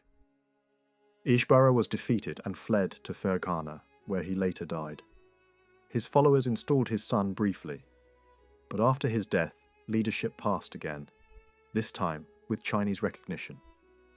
The Tang Emperor formally acknowledged the new Khagan in 641, sending banners, drums, and symbols of authority.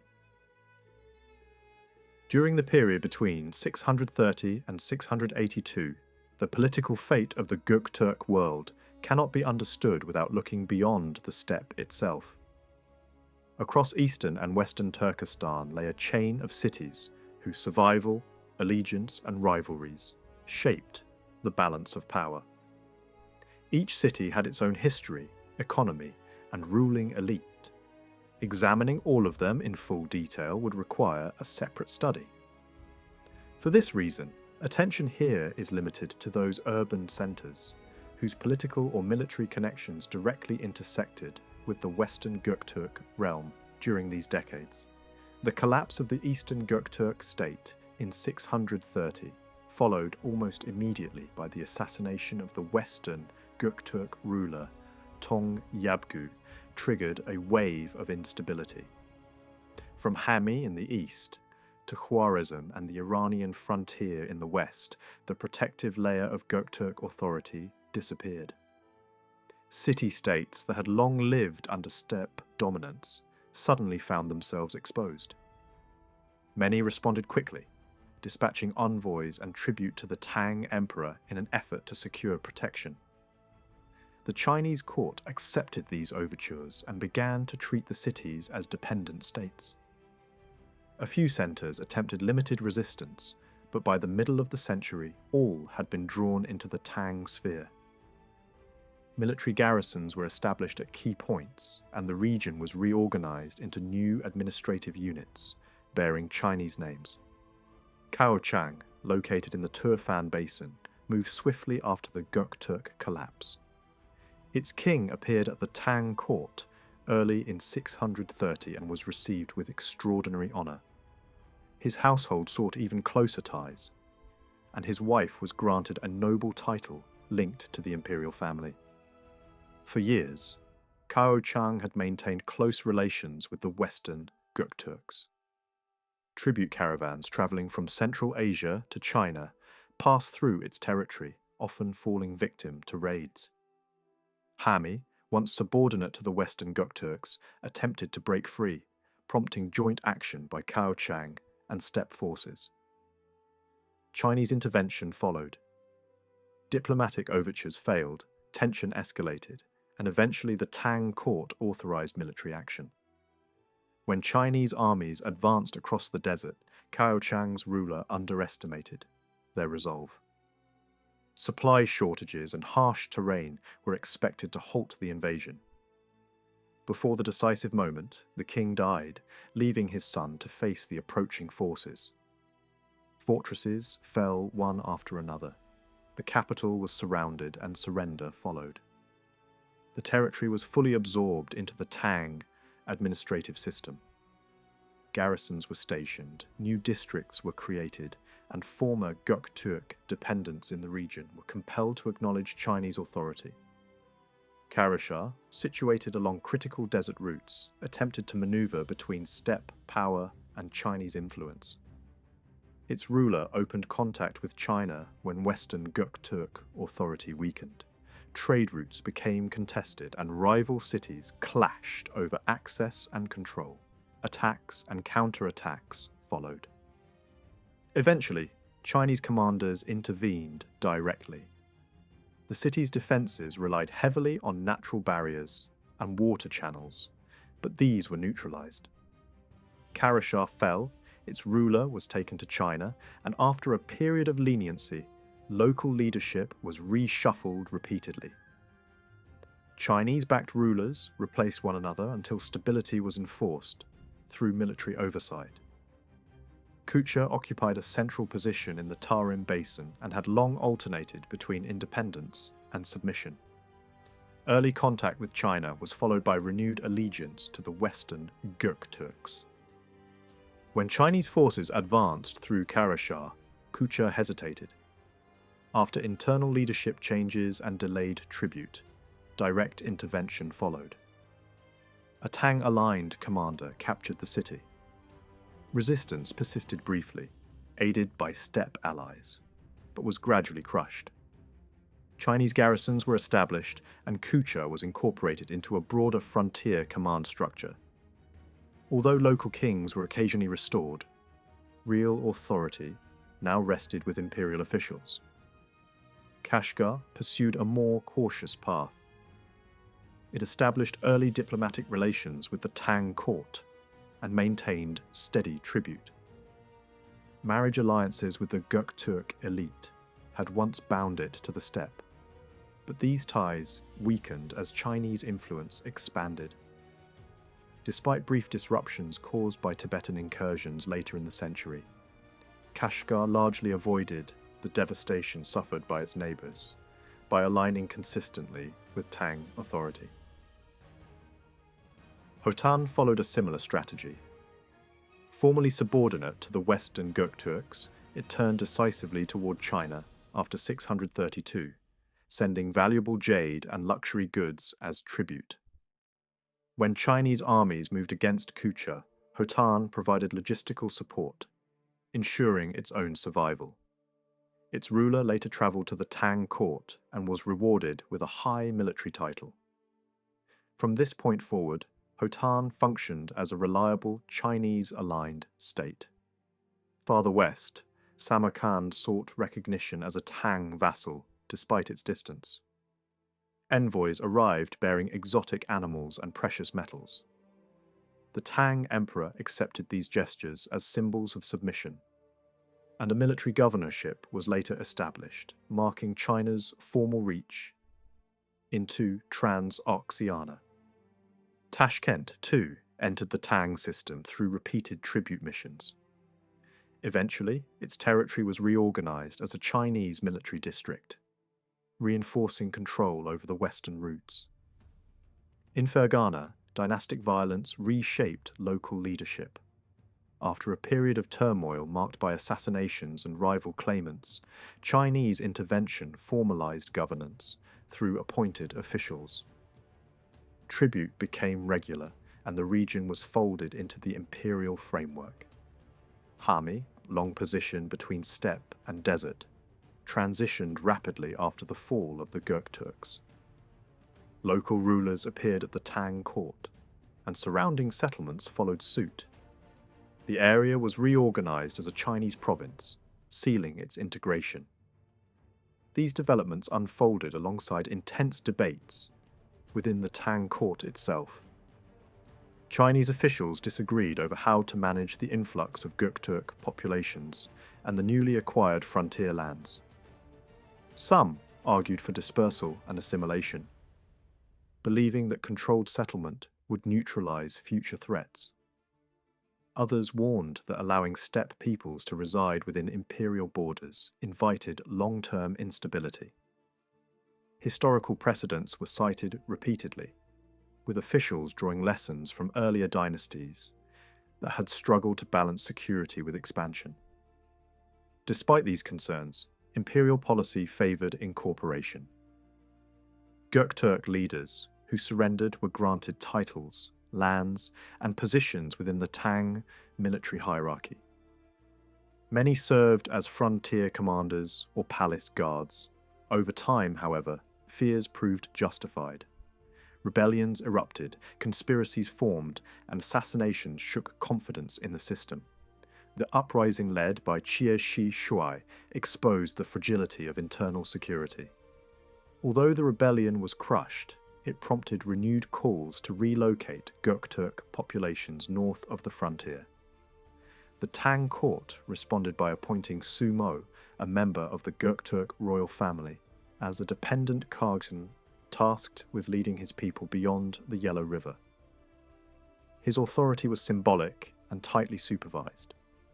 SS Umo's attempt to govern failed. Rival steppe powers resisted his return. Internal dissent weakened his rule, and his followers eventually rebelled. He retreated south, re-entered Chinese territory, and resumed service under the Tang. His death marked the end of this experiment in indirect control. Elsewhere, rival Göktürk leaders continued to rise and fall. Figures such as Che Pi briefly consolidated power, drawing Karluks and Kyrgyz under their banner. Chinese military campaigns, often supported by allied Turkic forces, dismantled these coalitions. Defeated leaders were captured, transported to the capital, and spared execution, though they lived under close supervision. By the late 7th century, the political landscape had changed completely. The Western Göktürk state no longer existed as an independent entity. Its cities were absorbed, its elites divided or co-opted, and its population scattered across new administrative zones. What remained was a fragmented steppe world operating under the shadow of Tang authority. After Holu's defeat, his lineage was deliberately fragmented. The lands once under his control were divided into new administrative regions, forming separate provincial centres such as Kunlun and Mengchi. All territories that had previously answered to him were reorganized under a broader imperial system. From the western frontier, extending as far as Persia, these regions were placed under centralized military supervision. In the 4th year following these arrangements, Holu died in 659. He was buried near the grave of Sieli at Chaoling, and a stone inscription was raised to record his actions during his lifetime. Ashina belonged to the 5th generation descending from Istemi. In earlier times, Istemi had commanded vast forces and brought many western regions under control. His authority extended over the Sogdian lands, and his power rested on a broad confederation known as the 10 Tribes. Mishi himself once held authority in the western Turkic realm before entering the service of the Tang court. During the reign of Emperor Taizong, he was formally recognized and elevated, receiving symbols of authority and substantial rewards. Tensions within the ruling family soon surfaced. Mishi's elder brother, Puchen, sought supreme power and plotted to eliminate Mishi along with other close relatives. As relations between the brothers collapsed, Mishi chose to withdraw from the steppe and move toward China with the tribes loyal to him. He was received into imperial service and granted high military rank. Puchin later followed the same path after failing to secure loyalty among the tribes. Both brothers were absorbed into the imperial system, though rivalry between their followers continued. Mishi later distinguished himself during campaigns in the northeast and rose further in rank. After the final defeat of Holu, the former western Turkic lands were divided between Mishe and Puchen. Each was placed in charge of separate tribal groupings under imperial oversight. Titles and offices were distributed carefully, with tribal leaders assigned ranks according to their perceived importance. Despite these arrangements, rivalry persisted.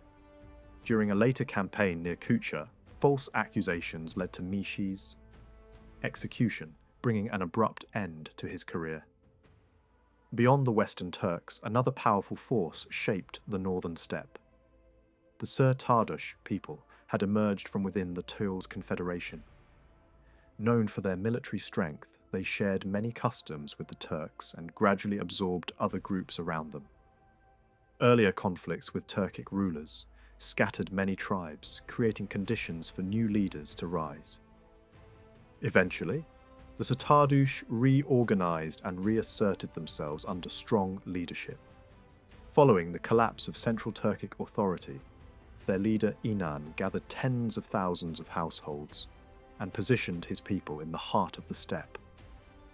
Recognition from the Tang court followed, granting him royal status and formal legitimacy.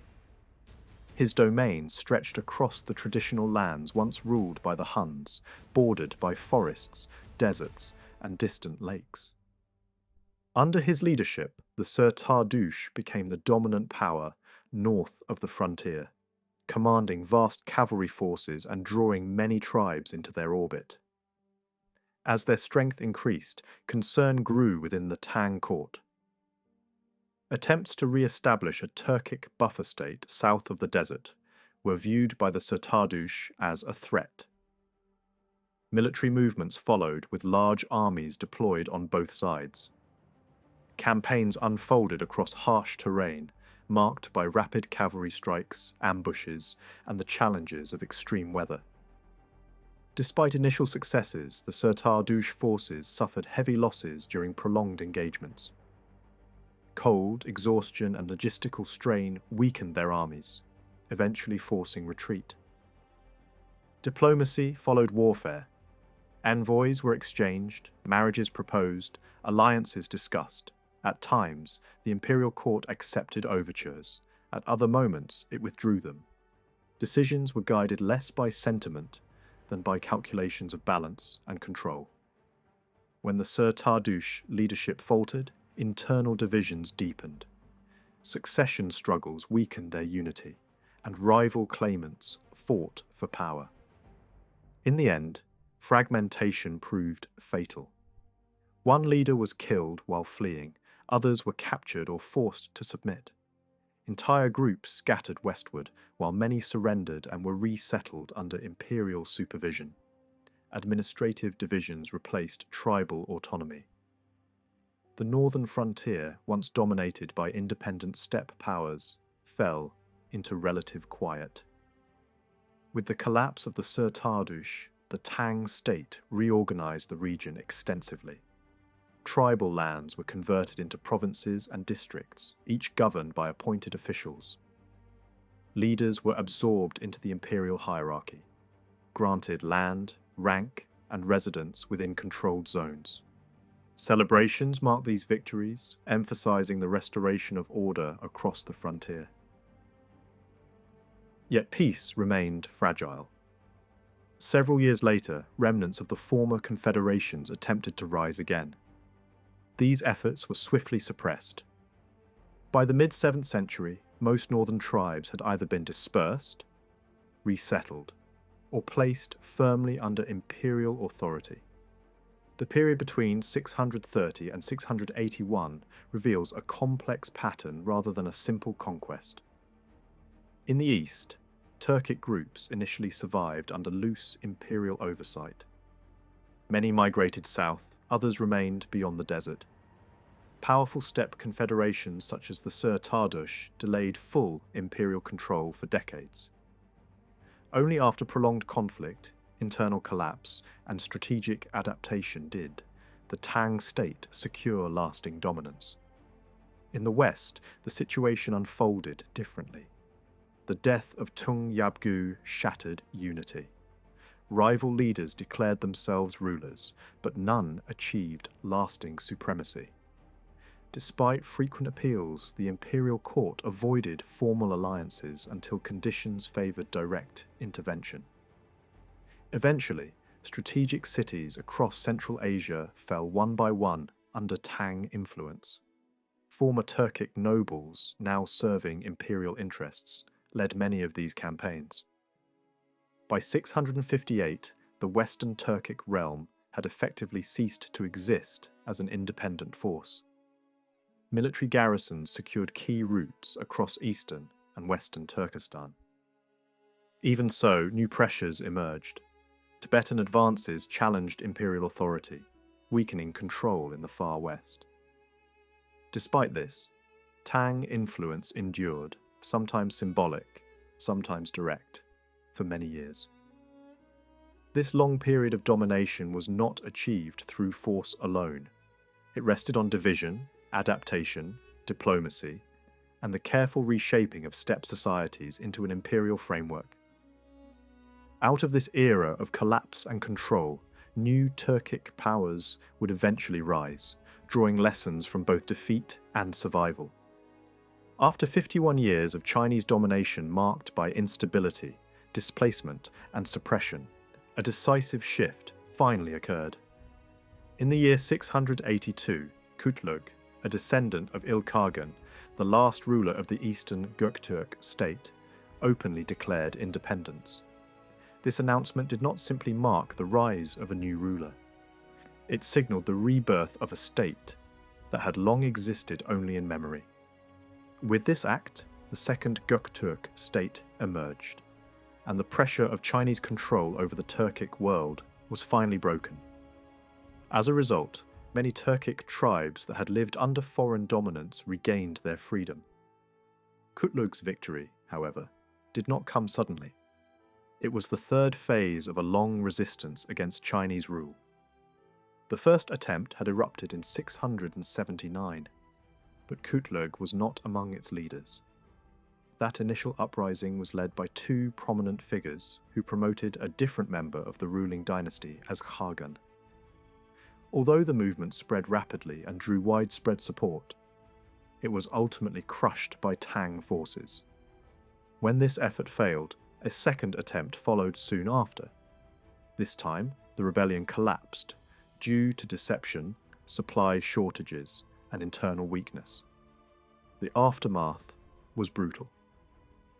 Despite promises of mercy, dozens of Göktürk leaders were publicly executed in the Chinese capital, sending a clear warning to all who might resist. Kutlug survived these disasters. Escaping Chinese control, he withdrew to the remote Chogai Kuzu Mountains. This retreat became a turning point. The region offered protection from Chinese forces and provided an opportunity to rebuild strength. From there, Kutlug raided nearby herds, especially those belonging to rival tribes, increasing both manpower and resources. As his followers grew in number and confidence, Kutlug declared his sovereignty and formally founded the Second Göktürk state. From the beginning, Kutlug adopted the royal title Ilturish, a name that reflected his role as a unifier and restorer of the state. His personal name, Kutlug, was widely used in Turkic tradition and carried strong political meaning. The struggle that led to the rebirth of the Göktürk state unfolded in three main phases. After the collapse of the eastern Göktürk state in 630, the region had remained under Chinese control for more than half a century. This long period ended only with the declaration of independence in 682. During those decades of foreign rule, the former Göktürk lands experienced constant upheaval. Large numbers of Turkic people were either captured or voluntarily surrendered and were relocated deep into China, particularly to northern provinces. Their population grew quickly, and after an internal revolt inside the Chinese capital, Tang officials became increasingly uneasy. Fearing future uprisings, they attempted to send these Turkic groups back to their original homeland. This plan met resistance from powerful steppe forces to the north, who feared losing their own influence. As a result, prolonged struggles followed. By the mid-7th century, Chinese forces had eliminated remaining independent Turkic rulers through a combination of military action and alliances with other Turkic tribes. By 650, the Tang dynasty had established complete control over the former eastern Göktürk territory. The region was reorganized into military districts, each governed under Chinese authority. For nearly 30 years, this system prevented any major rebellion. This control rested on a carefully designed administrative structure.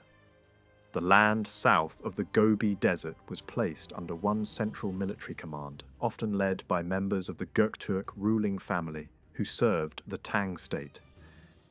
North of the desert, other Turkic tribes were divided into separate garrisons, each supervised by appointed leaders. This fragmentation prevented unity and delayed resistance for decades. The first crack in this system appeared in the winter of 679. Two military governors persuaded a member of the Göktürk royal house to accept the title of Khagan and lead a revolt. The movement spread rapidly across dozens of regions, drawing tens of thousands of supporters. Its scale and coordination revealed careful planning. The Tang emperor responded by dispatching a large army under an experienced general. Confident at first, the Chinese forces advanced northward, but were unprepared for the harsh climate. A sudden Göktürk attack shattered the army, killing thousands and forcing a retreat. Despite this success, the rebellion ultimately failed. A second Chinese campaign defeated the rebels, captured their leaders, and crushed the movement. Survivors fled toward the Altai region, where they remained isolated and vulnerable. Another rebel group was defeated elsewhere, ending the first phase of resistance. Even after this failure, resistance continued. A new claimant was proclaimed, a Khagan, and fresh attacks were launched against Chinese territories. For a time, these efforts succeeded. Several Chinese armies were defeated and their generals forced to retreat. Eventually, however, Chinese commanders exploited divisions among the Göktürk leaders. Rivalries weakened the movement. Leaders turned against one another. When famine struck, remaining forces surrendered under promises of safety. Those promises were broken. Once again, Göktürk leaders were publicly executed. It was during this collapse that Kutlug emerged. Sources clearly identify him as a descendant of Ilkhagan and a member of the Ashina ruling clan. Before his rise, he had served as a tribal leader under Chinese administration. His family had long held official positions, acting as intermediaries between the Tang state and the Turkic population. When the second uprising failed, many displaced Göktürks fled to the Chogai Kuzu Mountains. Kutlug joined them. From this remote refuge, he moved toward Karakum and struck at the herds of the 9 Oghuz, securing food and livestock. With growing strength, he proclaimed himself Khagan. This act marked the formal foundation of the second Göktürk state. Immediately, Kutlug began organizing his new state. Key positions were assigned to trusted relatives. One brother was appointed as a high-ranking military commander, another as a deputy ruler. This structure provided stability during the fragile early years. Around this time, a crucial figure joined Kutlug's cause. Tonyukuk, previously held under Chinese supervision, escaped and sought refuge with the Göktürks. His intelligence, strategic thinking, and military experience quickly became indispensable. Kutlug appointed him as chief strategist and commander of military logistics.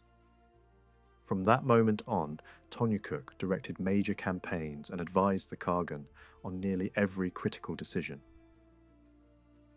Soon after, serious threat emerged from the Oghuz tribes.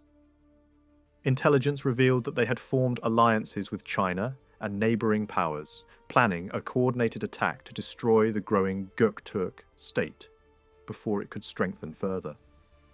Tengri immediately urged action. Acting swiftly, Göktürk forces crossed major rivers and advanced toward the Oghuz lands. Despite being heavily outnumbered, they struck decisively. The Oghuz army was crushed, many were killed or scattered, and surviving groups submitted to Kutlug's authority. A major danger had been eliminated before it could fully materialize. With internal unity secured, Göktürk forces turned south. Raids against Chinese frontier regions began almost immediately. Military districts were overrun, governors were killed, and fortified areas were plundered. Chinese commanders often avoided direct confrontation, resorting to deception or withdrawal. Despite occasional setbacks, Göktürk raids continued relentlessly across northern China. Chinese countermeasures followed. Large armies were dispatched under various commanders. Some engagements ended in Göktürk defeats, resulting in heavy losses, yet these setbacks did not stop the momentum of the state. Chinese victories failed to produce lasting results. In most cases, Chinese forces withdrew after brief campaigns, unable to maintain pressure. Between 682 and 687, Göktürk raids struck repeatedly along the northern frontier. Several Chinese generals were defeated, captured, or killed. Panic spread within the Tang court. At one point, abandoning entire provinces was seriously discussed. Ultimately, defensive preparations replaced expansion plans. By the late 680s, Chinese strategy shifted toward containment. New commanders were appointed, massive defensive works were planned, and religious figures were even placed in military roles. Despite these efforts, campaigns into the steppe yielded no decisive success. When Chinese forces advanced, they often found empty lands and no enemy to engage. Kutlug's final years were marked by continuous warfare. Campaigns were launched against neighbouring powers, including Western tribes. According to later records, Kutlug fought China 17 times, the Khitans 7 times, and the Oghuz 5 times. In 691, after falling ill, Kutlug died. His death came after nearly a decade of unbroken struggle. During that time, the Second Göktürk state had transformed from a small refuge in the mountains into a dominant force across the steppe. From Orkhon to the Altai, Turkic tribes rallied under a single authority once more. In the year 692, the Göktürk throne passed to Caspian Khagan, following the death of Kutlug Iltarish, the founder of the Second Göktürk state. The state he inherited was already expanding rapidly, but Caspian did not merely preserve what had been built. He continued the process of growth with greater intensity, strengthening the state in every direction and pushing its power far beyond its previous limits. The roots of this renewed Göktürk power lay deep in the past. The first Göktürk state, established in the mid-6th century, had split into eastern and western branches before both fell under Chinese domination in the early 7th century. For nearly 50 years, Turkic tribes lived under foreign control. That long period ended only when Kutlug, supported by Tengri, launched a successful independence movement. Through constant warfare, scattered tribes were reunited, Chinese authority was pushed back, and a new Göktürk state emerged. Kutlug's reign, marked by continuous victories, ended with his death in 692. His sons were still too young to rule, and power therefore passed to his brother, Caspian. a man whose name would soon inspire fear throughout China. Capian's reign lasted 24 years, a remarkably long period in the history of the Göktürk state. His achievements were later recorded in detail in the Orkhon Inscriptions, erected nearly 2 decades after his death. These inscriptions, along with Chinese records, reveal a clear picture. Capian was the most aggressive and successful Göktürk ruler of his age. He won more victories than any of his predecessors, struck deeper into Chinese territory than ever before, and brought nearly all Turkic groups of Inner Asia under his authority. Under his rule, the Göktürk state became the most powerful force of its time. The title, Capian, meaning the conqueror, reflected his reputation. He was also remembered under another title associated with wisdom and authority. When he ascended the throne, Chinese sources accused him of seizing power by force. Göktürk tradition, however, presents a different picture. According to steppe custom, leadership passed not automatically from father to son, but to the individual believed to possess the right to rule. With Kutlug's heirs still children, Capian's accession followed established tradition. This interpretation was later confirmed in Göktürk inscriptions, which state clearly that he took the throne in accordance with law and custom. One of Capian's first acts was symbolic. He ordered a monument raised in honor of his brother, reaffirming continuity and legitimacy. From that moment onward, he pursued a policy of relentless expansion. Within a year, Göktürk forces launched raids into northern China, attacking frontier provinces, defeating Chinese generals, and killing or capturing soldiers and officials. These attacks exposed the weakness of Chinese defenses and forced the Tang court to respond. China attempted to counter the threat by appointing large armies and even placing religious figures in command. Defensive lines were constructed along the frontier, stretching across vast regions. Yet when Chinese armies advanced, they often failed to locate the main Göktürk forces and withdrew without decisive engagement. Capian's mobility and intelligence network consistently allowed him to strike where defenses were weakest. At times, diplomacy accompanied warfare. Capian sent envoys proposing peace, and Chinese rulers responded with titles, gifts, and silk. These gestures did not signal submission. They reflected China's urgent desire to delay further destruction. Soon afterward, attacks resumed, proving that Capian viewed diplomacy as a tactical tool rather than a final settlement. The political landscape shifted dramatically when rebellion broke out among the Khitan tribes in northeastern China. Unable to suppress the uprising, the Chinese court turned to Capian. He agreed to intervene, but only under strict conditions. He demanded the return of Turkic groups, who had been relocated into China during decades of domination. Facing crisis, the Chinese ruler accepted. Entire Turkic communities were sent back north, strengthening Göktürk manpower and prestige. At the same time, Capian turned his attention westward. Campaigns were launched against the Kyrgyz in the Yenisei region. Göktürk armies crossed frozen mountains, advanced through narrow valleys, and struck with overwhelming force. The Kyrgyz ruler was killed, and the region was brought under Göktürk control. Further campaigns followed against Western Turkic groups, extending Göktürk authority from the Altai to Central Asia. Throughout these years, Capian ruled through constant movement. Raids into China continued almost without interruption. Provinces were overrun, cities burned, governors killed, and tens of thousands of people taken captive. Chinese counter-offensives repeatedly failed. Even when massive armies were assembled, commanders hesitated, morale collapsed, and engagements ended in retreat. The pressure placed on China became so severe that it triggered internal political change. Faced with the inability to halt Göktürk attacks, the Chinese ruler was forced to restore members of the former imperial house to power. In this way, Capian's campaigns reshaped not only the frontier but the internal balance of China itself. At the height of his power, Capian reorganized the Göktürk state.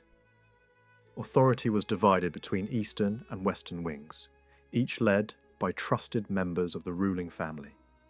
Above them stood Capian himself, now positioned as supreme ruler over multiple subordinate leaders.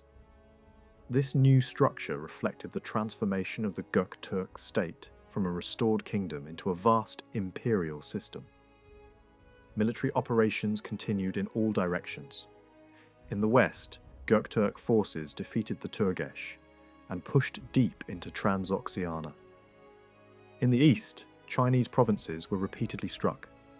Horses, livestock, metal, grain, and people flowed northward, enriching the steppe economy and sustaining continuous warfare. Yet expansion brought strain. Capian ruled harshly. His discipline was strict and punishments were severe. As years passed, dissatisfaction grew among subject tribes. Rebellions began to break out, first on the periphery and then closer to the center. Some tribes fled to China, seeking protection and offering allegiance to the Tang court. Chinese rulers welcomed them eagerly, granting titles and lands in order to weaken Göktürk unity from within. Despite this, Capian continued to suppress revolts with force. Campaigns were launched against the Skus, Karluks, Basmils, and other groups. Victories were frequent, but each success deepened exhaustion. The state was now fighting on multiple fronts, externally and internally. In the final years of his reign, Chinese strategy shifted decisively. Instead of direct confrontation, the Tang court focused on encouraging rebellion within Göktürk territory. Tribal leaders were bribed, honoured and armed. A network of betrayal slowly formed. In 716, during a campaign against the Bayurku tribe, Capian achieved victory but made a fatal mistake. Confident and careless, he returned with a small escort. In a forested area, surviving enemies launched a sudden ambush.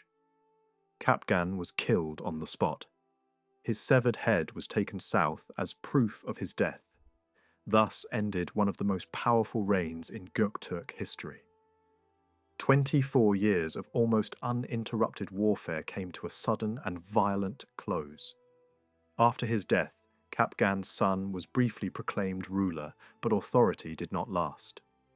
A swift internal uprising removed him, and power passed to Bilge, the son of Kutlug. With the support of his brother Kultegen, Bilge ascended the throne and inherited a state exhausted by war, yet still formidable. Bilge had already spent decades on campaign before becoming Khagan. From a young age, he had led armies across vast distances, fighting in the east, near the Yellow River, and in the west, near the Iron Gates of Central Asia. Under the guidance of Tonyukuk, he played a central role in suppressing revolts, defeating rival Khagans, and restoring order. Before his accession, Bilge commanded major campaigns against the Turkic, Kyrgyz, Tanguts, and Oghuz. He crossed frozen rivers, ambushed enemies at night, destroyed entire armies, and captured enemy rulers. These experiences shaped his understanding of power and survival. When Bilge finally became Khagan, he inherited not only a throne, but a crisis. The empire built through conquest now required stability. The years ahead would demand wisdom as much as strength, restraint as much as aggression. For nearly 2 centuries, the northern frontier of China had lived under constant pressure from the steppe. The sudden weakening of those long-standing rivals did not go unnoticed. The Tang court quickly sensed an opportunity. Acting on imperial orders, a trusted envoy was dispatched northward with a carefully calculated mission. He was sent to approach several Turkic groups, among them the Uyghurs, Karluks, and Basmils, with a clear proposal: break away from the Göktürk authority and accept Chinese overlordship. This intervention abruptly ended a rare period of calm in Inner Asia. For roughly 20 years, major warfare between China and the Göktürks had ceased. That fragile balance was now shattered. Encouraged from outside and already strained from within, the Göktürk political structure began to collapse. The Basmils, Karluks, and Uyghurs rose in open rebellion. Their revolt culminated in the killing of the Göktürk ruler, Kutlug Yabgu. Power shifted immediately. Leadership among the rebels was granted to the Basmils, whose chief was proclaimed Khagan. The Karluks and Uyghurs divided authority between the western and eastern wings of the new order, establishing a fragile coalition whose unity depended more on shared opportunity than lasting loyalty. Almost at once, these groups sought recognition from China. They sent envoys to the Tang court, eager to formalize ties with the empire that had quietly fueled their uprising. At the same time, the Tang emperor appointed a determined general to oversee the northern frontier. This commander moved swiftly. He defeated several steppe groups near the desert edge, captured large numbers of people, and staged a conspicuous display of power. The message was clear: China was watching, and China was ready. As turmoil deepened among the Göktürks, the general advanced to the edge of the desert, applying pressure without committing to full invasion. The surviving Göktürk elite responded by elevating a new ruler from the old royal line. Yet his authority was weak from the start. Seeing his power crumble, he initially offered submission to the Chinese emperor, only to withdraw the offer soon after. That hesitation proved fatal. Rather than confronting him directly, the Tang commander used a more effective strategy. He unleashed the Göktürks' former allies against him. The Uyghurs, Karluks, and Basmils attacked together. The Göktürk ruler fled, pursued relentlessly. His forces were shattered, his support evaporated. In the aftermath, entire branches of the Göktürk royal family abandoned the steppe altogether. Princes, nobles, and thousands of families crossed into China, seeking protection. Their arrival was celebrated. The Tang emperor received them with ceremony, hosted a grand banquet in their honor, distributed gifts, and ordered vast quantities of grain to be provided for their survival. Titles and ranks were granted according to status, transforming former steppe rulers into imperial dependents. Yet the conflict was not over. Determined to eliminate any remaining Göktürk authority, the Tang command once again mobilized the same allied tribes. This time, the attack succeeded completely. The Göktürk ruler was killed. His severed head was sent to the Chinese capital as proof of victory. Without deploying his own troops, the Tang general had destroyed a state through calculated manipulation. Still, resistance flickered. Another Khagan was chosen from the remnants of the royal family, but the imperial court had already decided the outcome. A final campaign was launched. The last Göktürk ruler was defeated and killed by the rising Uyghur power. His head followed the same grim path to the capital. With this act, Göktürk political authority came to an end. Ertuğrul, the sacred heartland of steppe power for generations, now belonged to the Uyghurs. In the years that followed, the Göktürks ceased to exist as a state. Their people scattered. Many were absorbed into other tribal confederations. Others lived under Chinese rule. Loyalty to the old dynasty faded, eroded by years of civil war and defeat. The newly established Uyghur khaganate emerged as the dominant force of the region, replacing Göktürk authority entirely. Even so, the name Göktürk did not disappear at once. Over the following centuries, scattered references appear in the records. Some former Göktürk nobles attempted to reclaim influence. One such figure, a grandson of an earlier ruler, initially served the Tang state and was rewarded with titles. Later, during a major rebellion that shook China itself, he attempted to exploit the chaos. He fled north, raided borderlands, and briefly revived resistance before being captured and executed in the capital. Other uprisings followed. Former Göktürk commanders occasionally appeared on the frontier, attacking towns or trade routes. Each time, they were defeated. Their numbers dwindled. By the 9th century, only small groups remained, living in scattered settlements, sometimes rebelling, sometimes trading. Chinese generals suppressed these outbreaks with increasing ease. Yet even after their power was broken, the Göktürks retained a sense of identity. During the era of the 5 dynasties, envoys claiming Göktürk leadership still appeared at court. They brought tribute. Chinese emperors performed rituals in honor of their steppe deity. Diplomatic exchanges continued sporadically into the 10th century. These were no longer acts of power, but echoes of a vanished world. Eventually, even these traces faded. Chinese historians noted that Göktürk leaders could no longer be identified. Their tribal structures dissolved. Records ceased. The people remained, absorbed into new identities, but the name that once commanded the heart of Inner Asia slipped into history. After Kutlug's death, his son Kul Tegin moved fast and hard to secure the center. He summoned the old core of his people, struck down the young junior Khagan, and wiped out the rival branch around him, including brothers, retainers, and the men considered most trustworthy inside that circle. Power did not pass to Kul Tegin himself. Instead, he raised Mo Chi Lian, known as the Left-Wise Prince, and placed him on the throne as Bilge Khagan in 716. Among steppe circles, he had carried the title Lesser Shad, and the sources paint him as a ruler with a calm, friendly temperament. Everyone understood, however, that the throne had been secured by Kul Tegin's success. Bilge urged Kul Tegin to accept the crown, but Kul Tegin refused.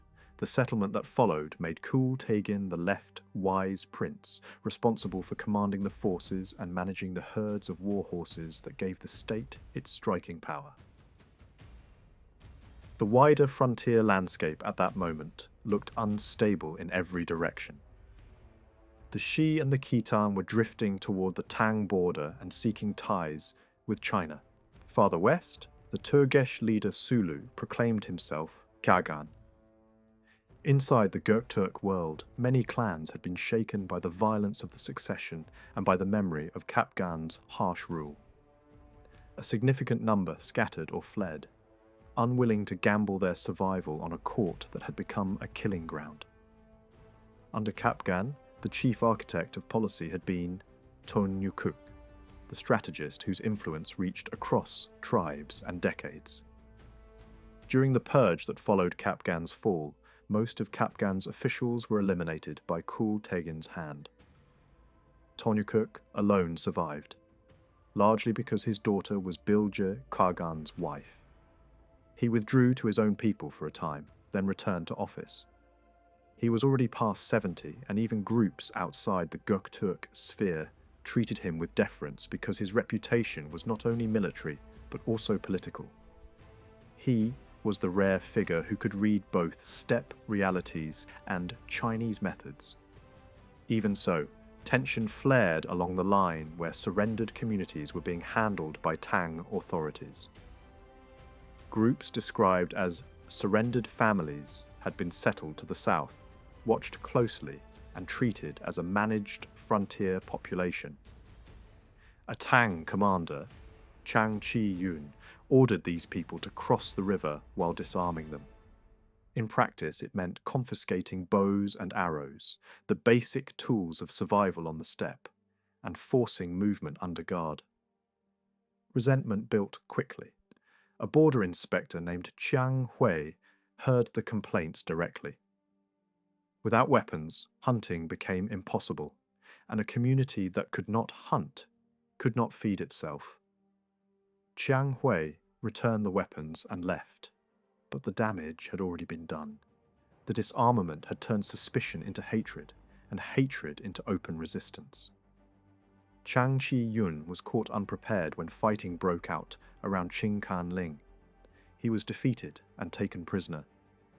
Fear spread that he would be handed over to the Göktürks as a trophy.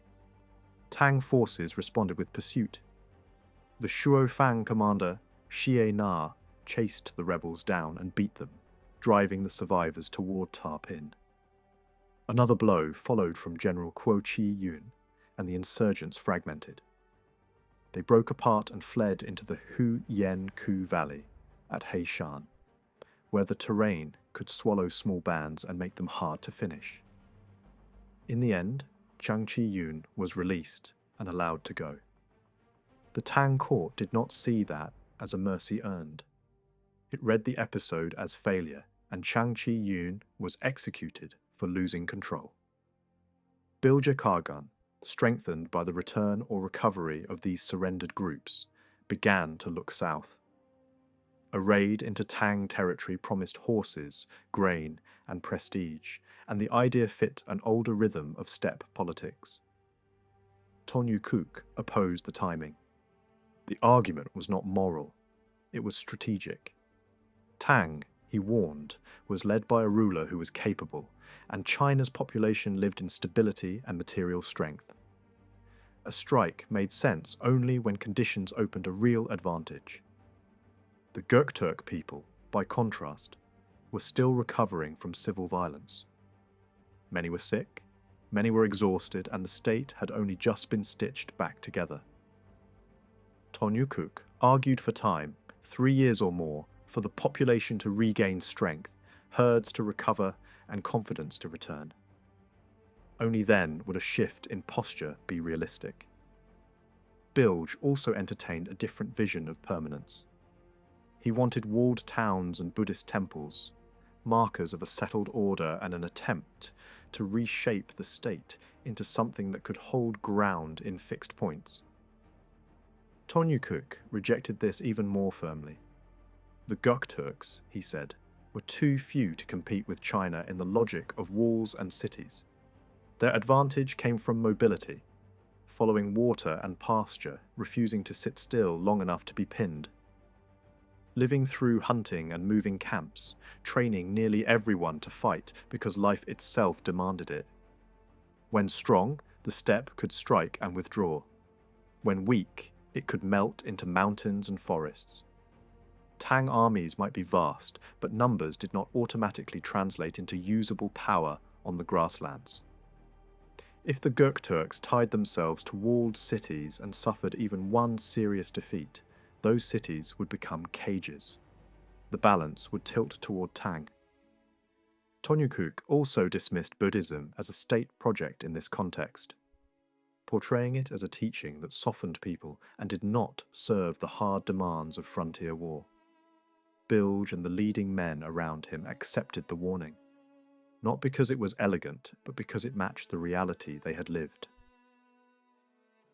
A major danger surfaced in the winter of 720. Wang Chun, an official with responsibility at Shuofang, proposed a coordinated strike. Basmils would move from the west, the Xi and Khitan from the east, while Shuofang forces advanced in steppe, aiming to hit the Göktürk central camp near the upper waters of the Chi-Lo River. When word reached Bilge Khagan, the reaction was fear rather than bravado. The plan, on paper, looked like the kind of encirclement that could crush a steppe state. Tonyukuk's response again relied on reading distances and rivalries.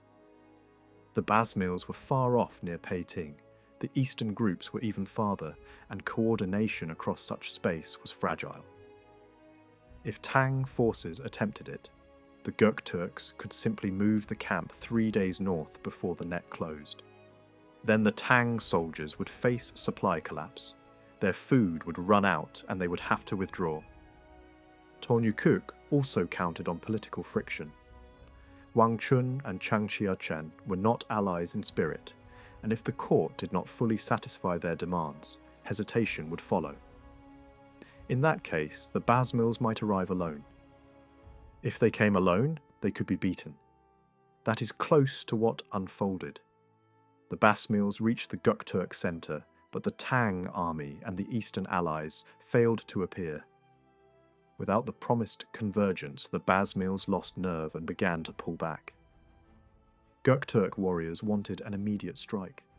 Göktürk restrained them, arguing that men who had marched far from home would fight like people cornered by distance. A rushed assault could cost more than it gained. He recommended pursuit instead of a sudden clash. Near Peiting, roughly 200 li out, he split the army across routes, seized the initiative against the region, and pushed the Basmils into defeat. Captives followed, women and men taken together in the aftermath, signalling not only victory but the restoration of steppe authority over an enemy that had tried to exploit Göktürk weakness. On the return march, Göktürk moved into Chiting and took livestock, horses and sheep, using the classic logic of frontier pressure. Deprive opponents of wealth, feed one's own forces, and announce dominance without needing to hold territory. Tang officials responded. Yang Qing-shu, a military governor in Liang, sent forces under a commander named Yuan Cheng to engage the raiders. Göktürk, watching from the steppe side, treated the choice of Tang posture as a signal. If the governor stayed behind walls, a settlement might be possible. If the Tang troops came out into open ground, that created the kind of conditions steppe cavalry preferred. The clash developed under brutal weather. Yuan Sheng attempted to keep his men locked shoulder to shoulder, but formations broke. Wind, snow, and cold ruined control. Weapons slipped, bows and spears became difficult to use, and the Tang officers suffered a heavy defeat. Yuan Cheng escaped by stripping off his armour and running. Yang Qing-shu paid the political price and was removed, and civil officials were left to manage Liang's affairs after the military failure. With authority rebuilt and Kapgan's remaining population effectively gathered under his rule, Bilge Khagan shifted toward diplomacy. Envoys were dispatched to offer peace and to seek formal recognition. He asked to be treated as a son of Emperor Xuanzong, a symbolic tie that offered status while limiting immediate conflict. The Tang court accepted the gesture. Gifts were exchanged, honours were shown, and Bilge pressed further by requesting a Tang princess. The request carried prestige and political meaning in the steppe world, where marriage ties could signal equality. Tang responded with courtesy and presence, but the marriage issue remained sensitive. In 726, as the Tang emperor prepared an eastern tour, debate sharpened inside the court. Chang Yue urged stronger military readiness on the frontier, warning that peace language could mask steppe opportunism. Pei Quangting countered that a grand imperial ceremony was meant to demonstrate order and confidence, and that summoning troops and crowding the borders would contradict the message. Chang Yue argued from personalities rather than abstractions. Bilge Khagan might be friendly, he said, but Kul Tegin was a commander without equal in battle, and Göktürk was an unmatched planner whose influence only grew with time. If those three acted in unity, even a small chance of trouble required precautions, especially if the Göktürks knew the emperor would be away from the centre. Pei Quangting offered a political solution. Summon Bilge's chief minister to accompany the imperial tour, a presence that functioned as reassurance and leverage at the same time. If the Göktürks refused, the tour itself could be reconsidered. The plan was adopted and an envoy was sent to present the demand directly. At the Göktürk camp, the envoy arrived during a feast. The scene is described like a circle of power in felt and firelight. Bilge Khagan, seated with his queen, Tonyukuk, nearby, Kul Tegan present, and other leading men arranged in a ring. Bilge used the meeting to challenge Tang's double standards. Tibet had received marriage ties despite being treated with contempt in steppe storytelling. The Shi and Khitan, once subordinate to the Gokturks, had also received Chinese princesses. Why, then, was the same bond denied to the Göktürks, who had repeatedly sought it? The envoy answered with court logic. If Bilge was recognized as the emperor's son, marriage between father and son lines made no sense. Bilge pushed back, pointing out that the princesses sent to other peoples were not always true daughters of the emperor. Authenticity, in his view, mattered less than the public meaning. If Tang refused, the refusal itself would be read by Göktürk dependents as humiliation and weakness. The envoy promised to report the exchange. Bilge then sent a high minister, I-Shih-te Ilteber, to the Tang court with gifts and allowed him to take part in the imperial journey. Göktürk representatives were permitted to travel ahead armed, hunting as they went, a detail that reveals how difficult it was for Tang to impose strict control on steppe elites, without provoking open insult. After the ceremonies, Tang hosted banquets and provided rich gifts, then sent the delegation home. The marriage request, however, was still not granted. Despite this, Bilge maintained channels. When reports surfaced that Tibetan actors were quietly encouraging attacks on Tang borders, Bilge refused to join and instead informed the Tang court. Xuanzong responded with satisfaction and authorized a regulated market exchange at a frontier fortress near Shufang, formalizing a space where trade could replace raiding for at least part of the year. Bilge also sent large quantities of refined silk as tribute gifts, reinforcing the image of controlled relations rather than open war. Bilge Khagan's death ended this relatively stable phase. His son was raised to the throne as Jan Khagan, and after several years he died as well. A brother followed, known in the sources as Bilge Kutlug Khagan, and Tang granted him an honorific title. Then the pattern of internal violence returned. A powerful Shad, Pan Chue Tegin, struck down the ruler. Another ruler rose and was killed by a figure described as Kutlug Yabgu. One after another, the center failed to hold. Eventually, Kutlug Yabgu claimed the khaganate for himself, a step that signaled not restoration but fracture, because it showed that the throne had become something seized through force rather than upheld by consensus. At the start of the Tian Bao era, the larger tribes that had long been crucial to the balance of power, Uyghur, Karluk, and Basmil, moved together against that Yabgu.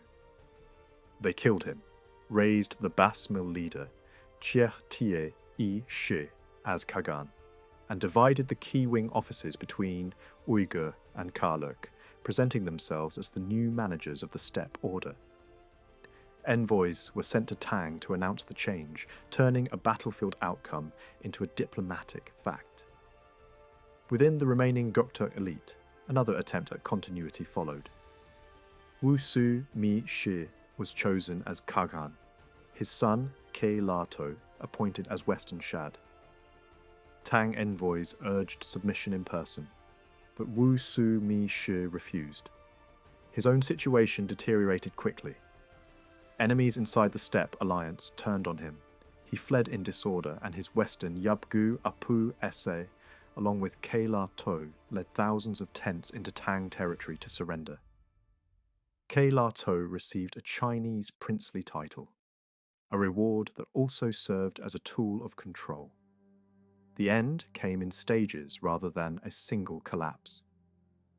Wu Su Mi Shi was hunted down and killed, his severed head delivered to the Tang capital and displayed in ritual fashion, His brother Pai Mei then took the throne under the name Pai Mei Khagan, but the country was already sliding into chaos. Tang appointed a strong commander, Wang Chung-su, to exploit the crisis and impose outcomes favourable to China.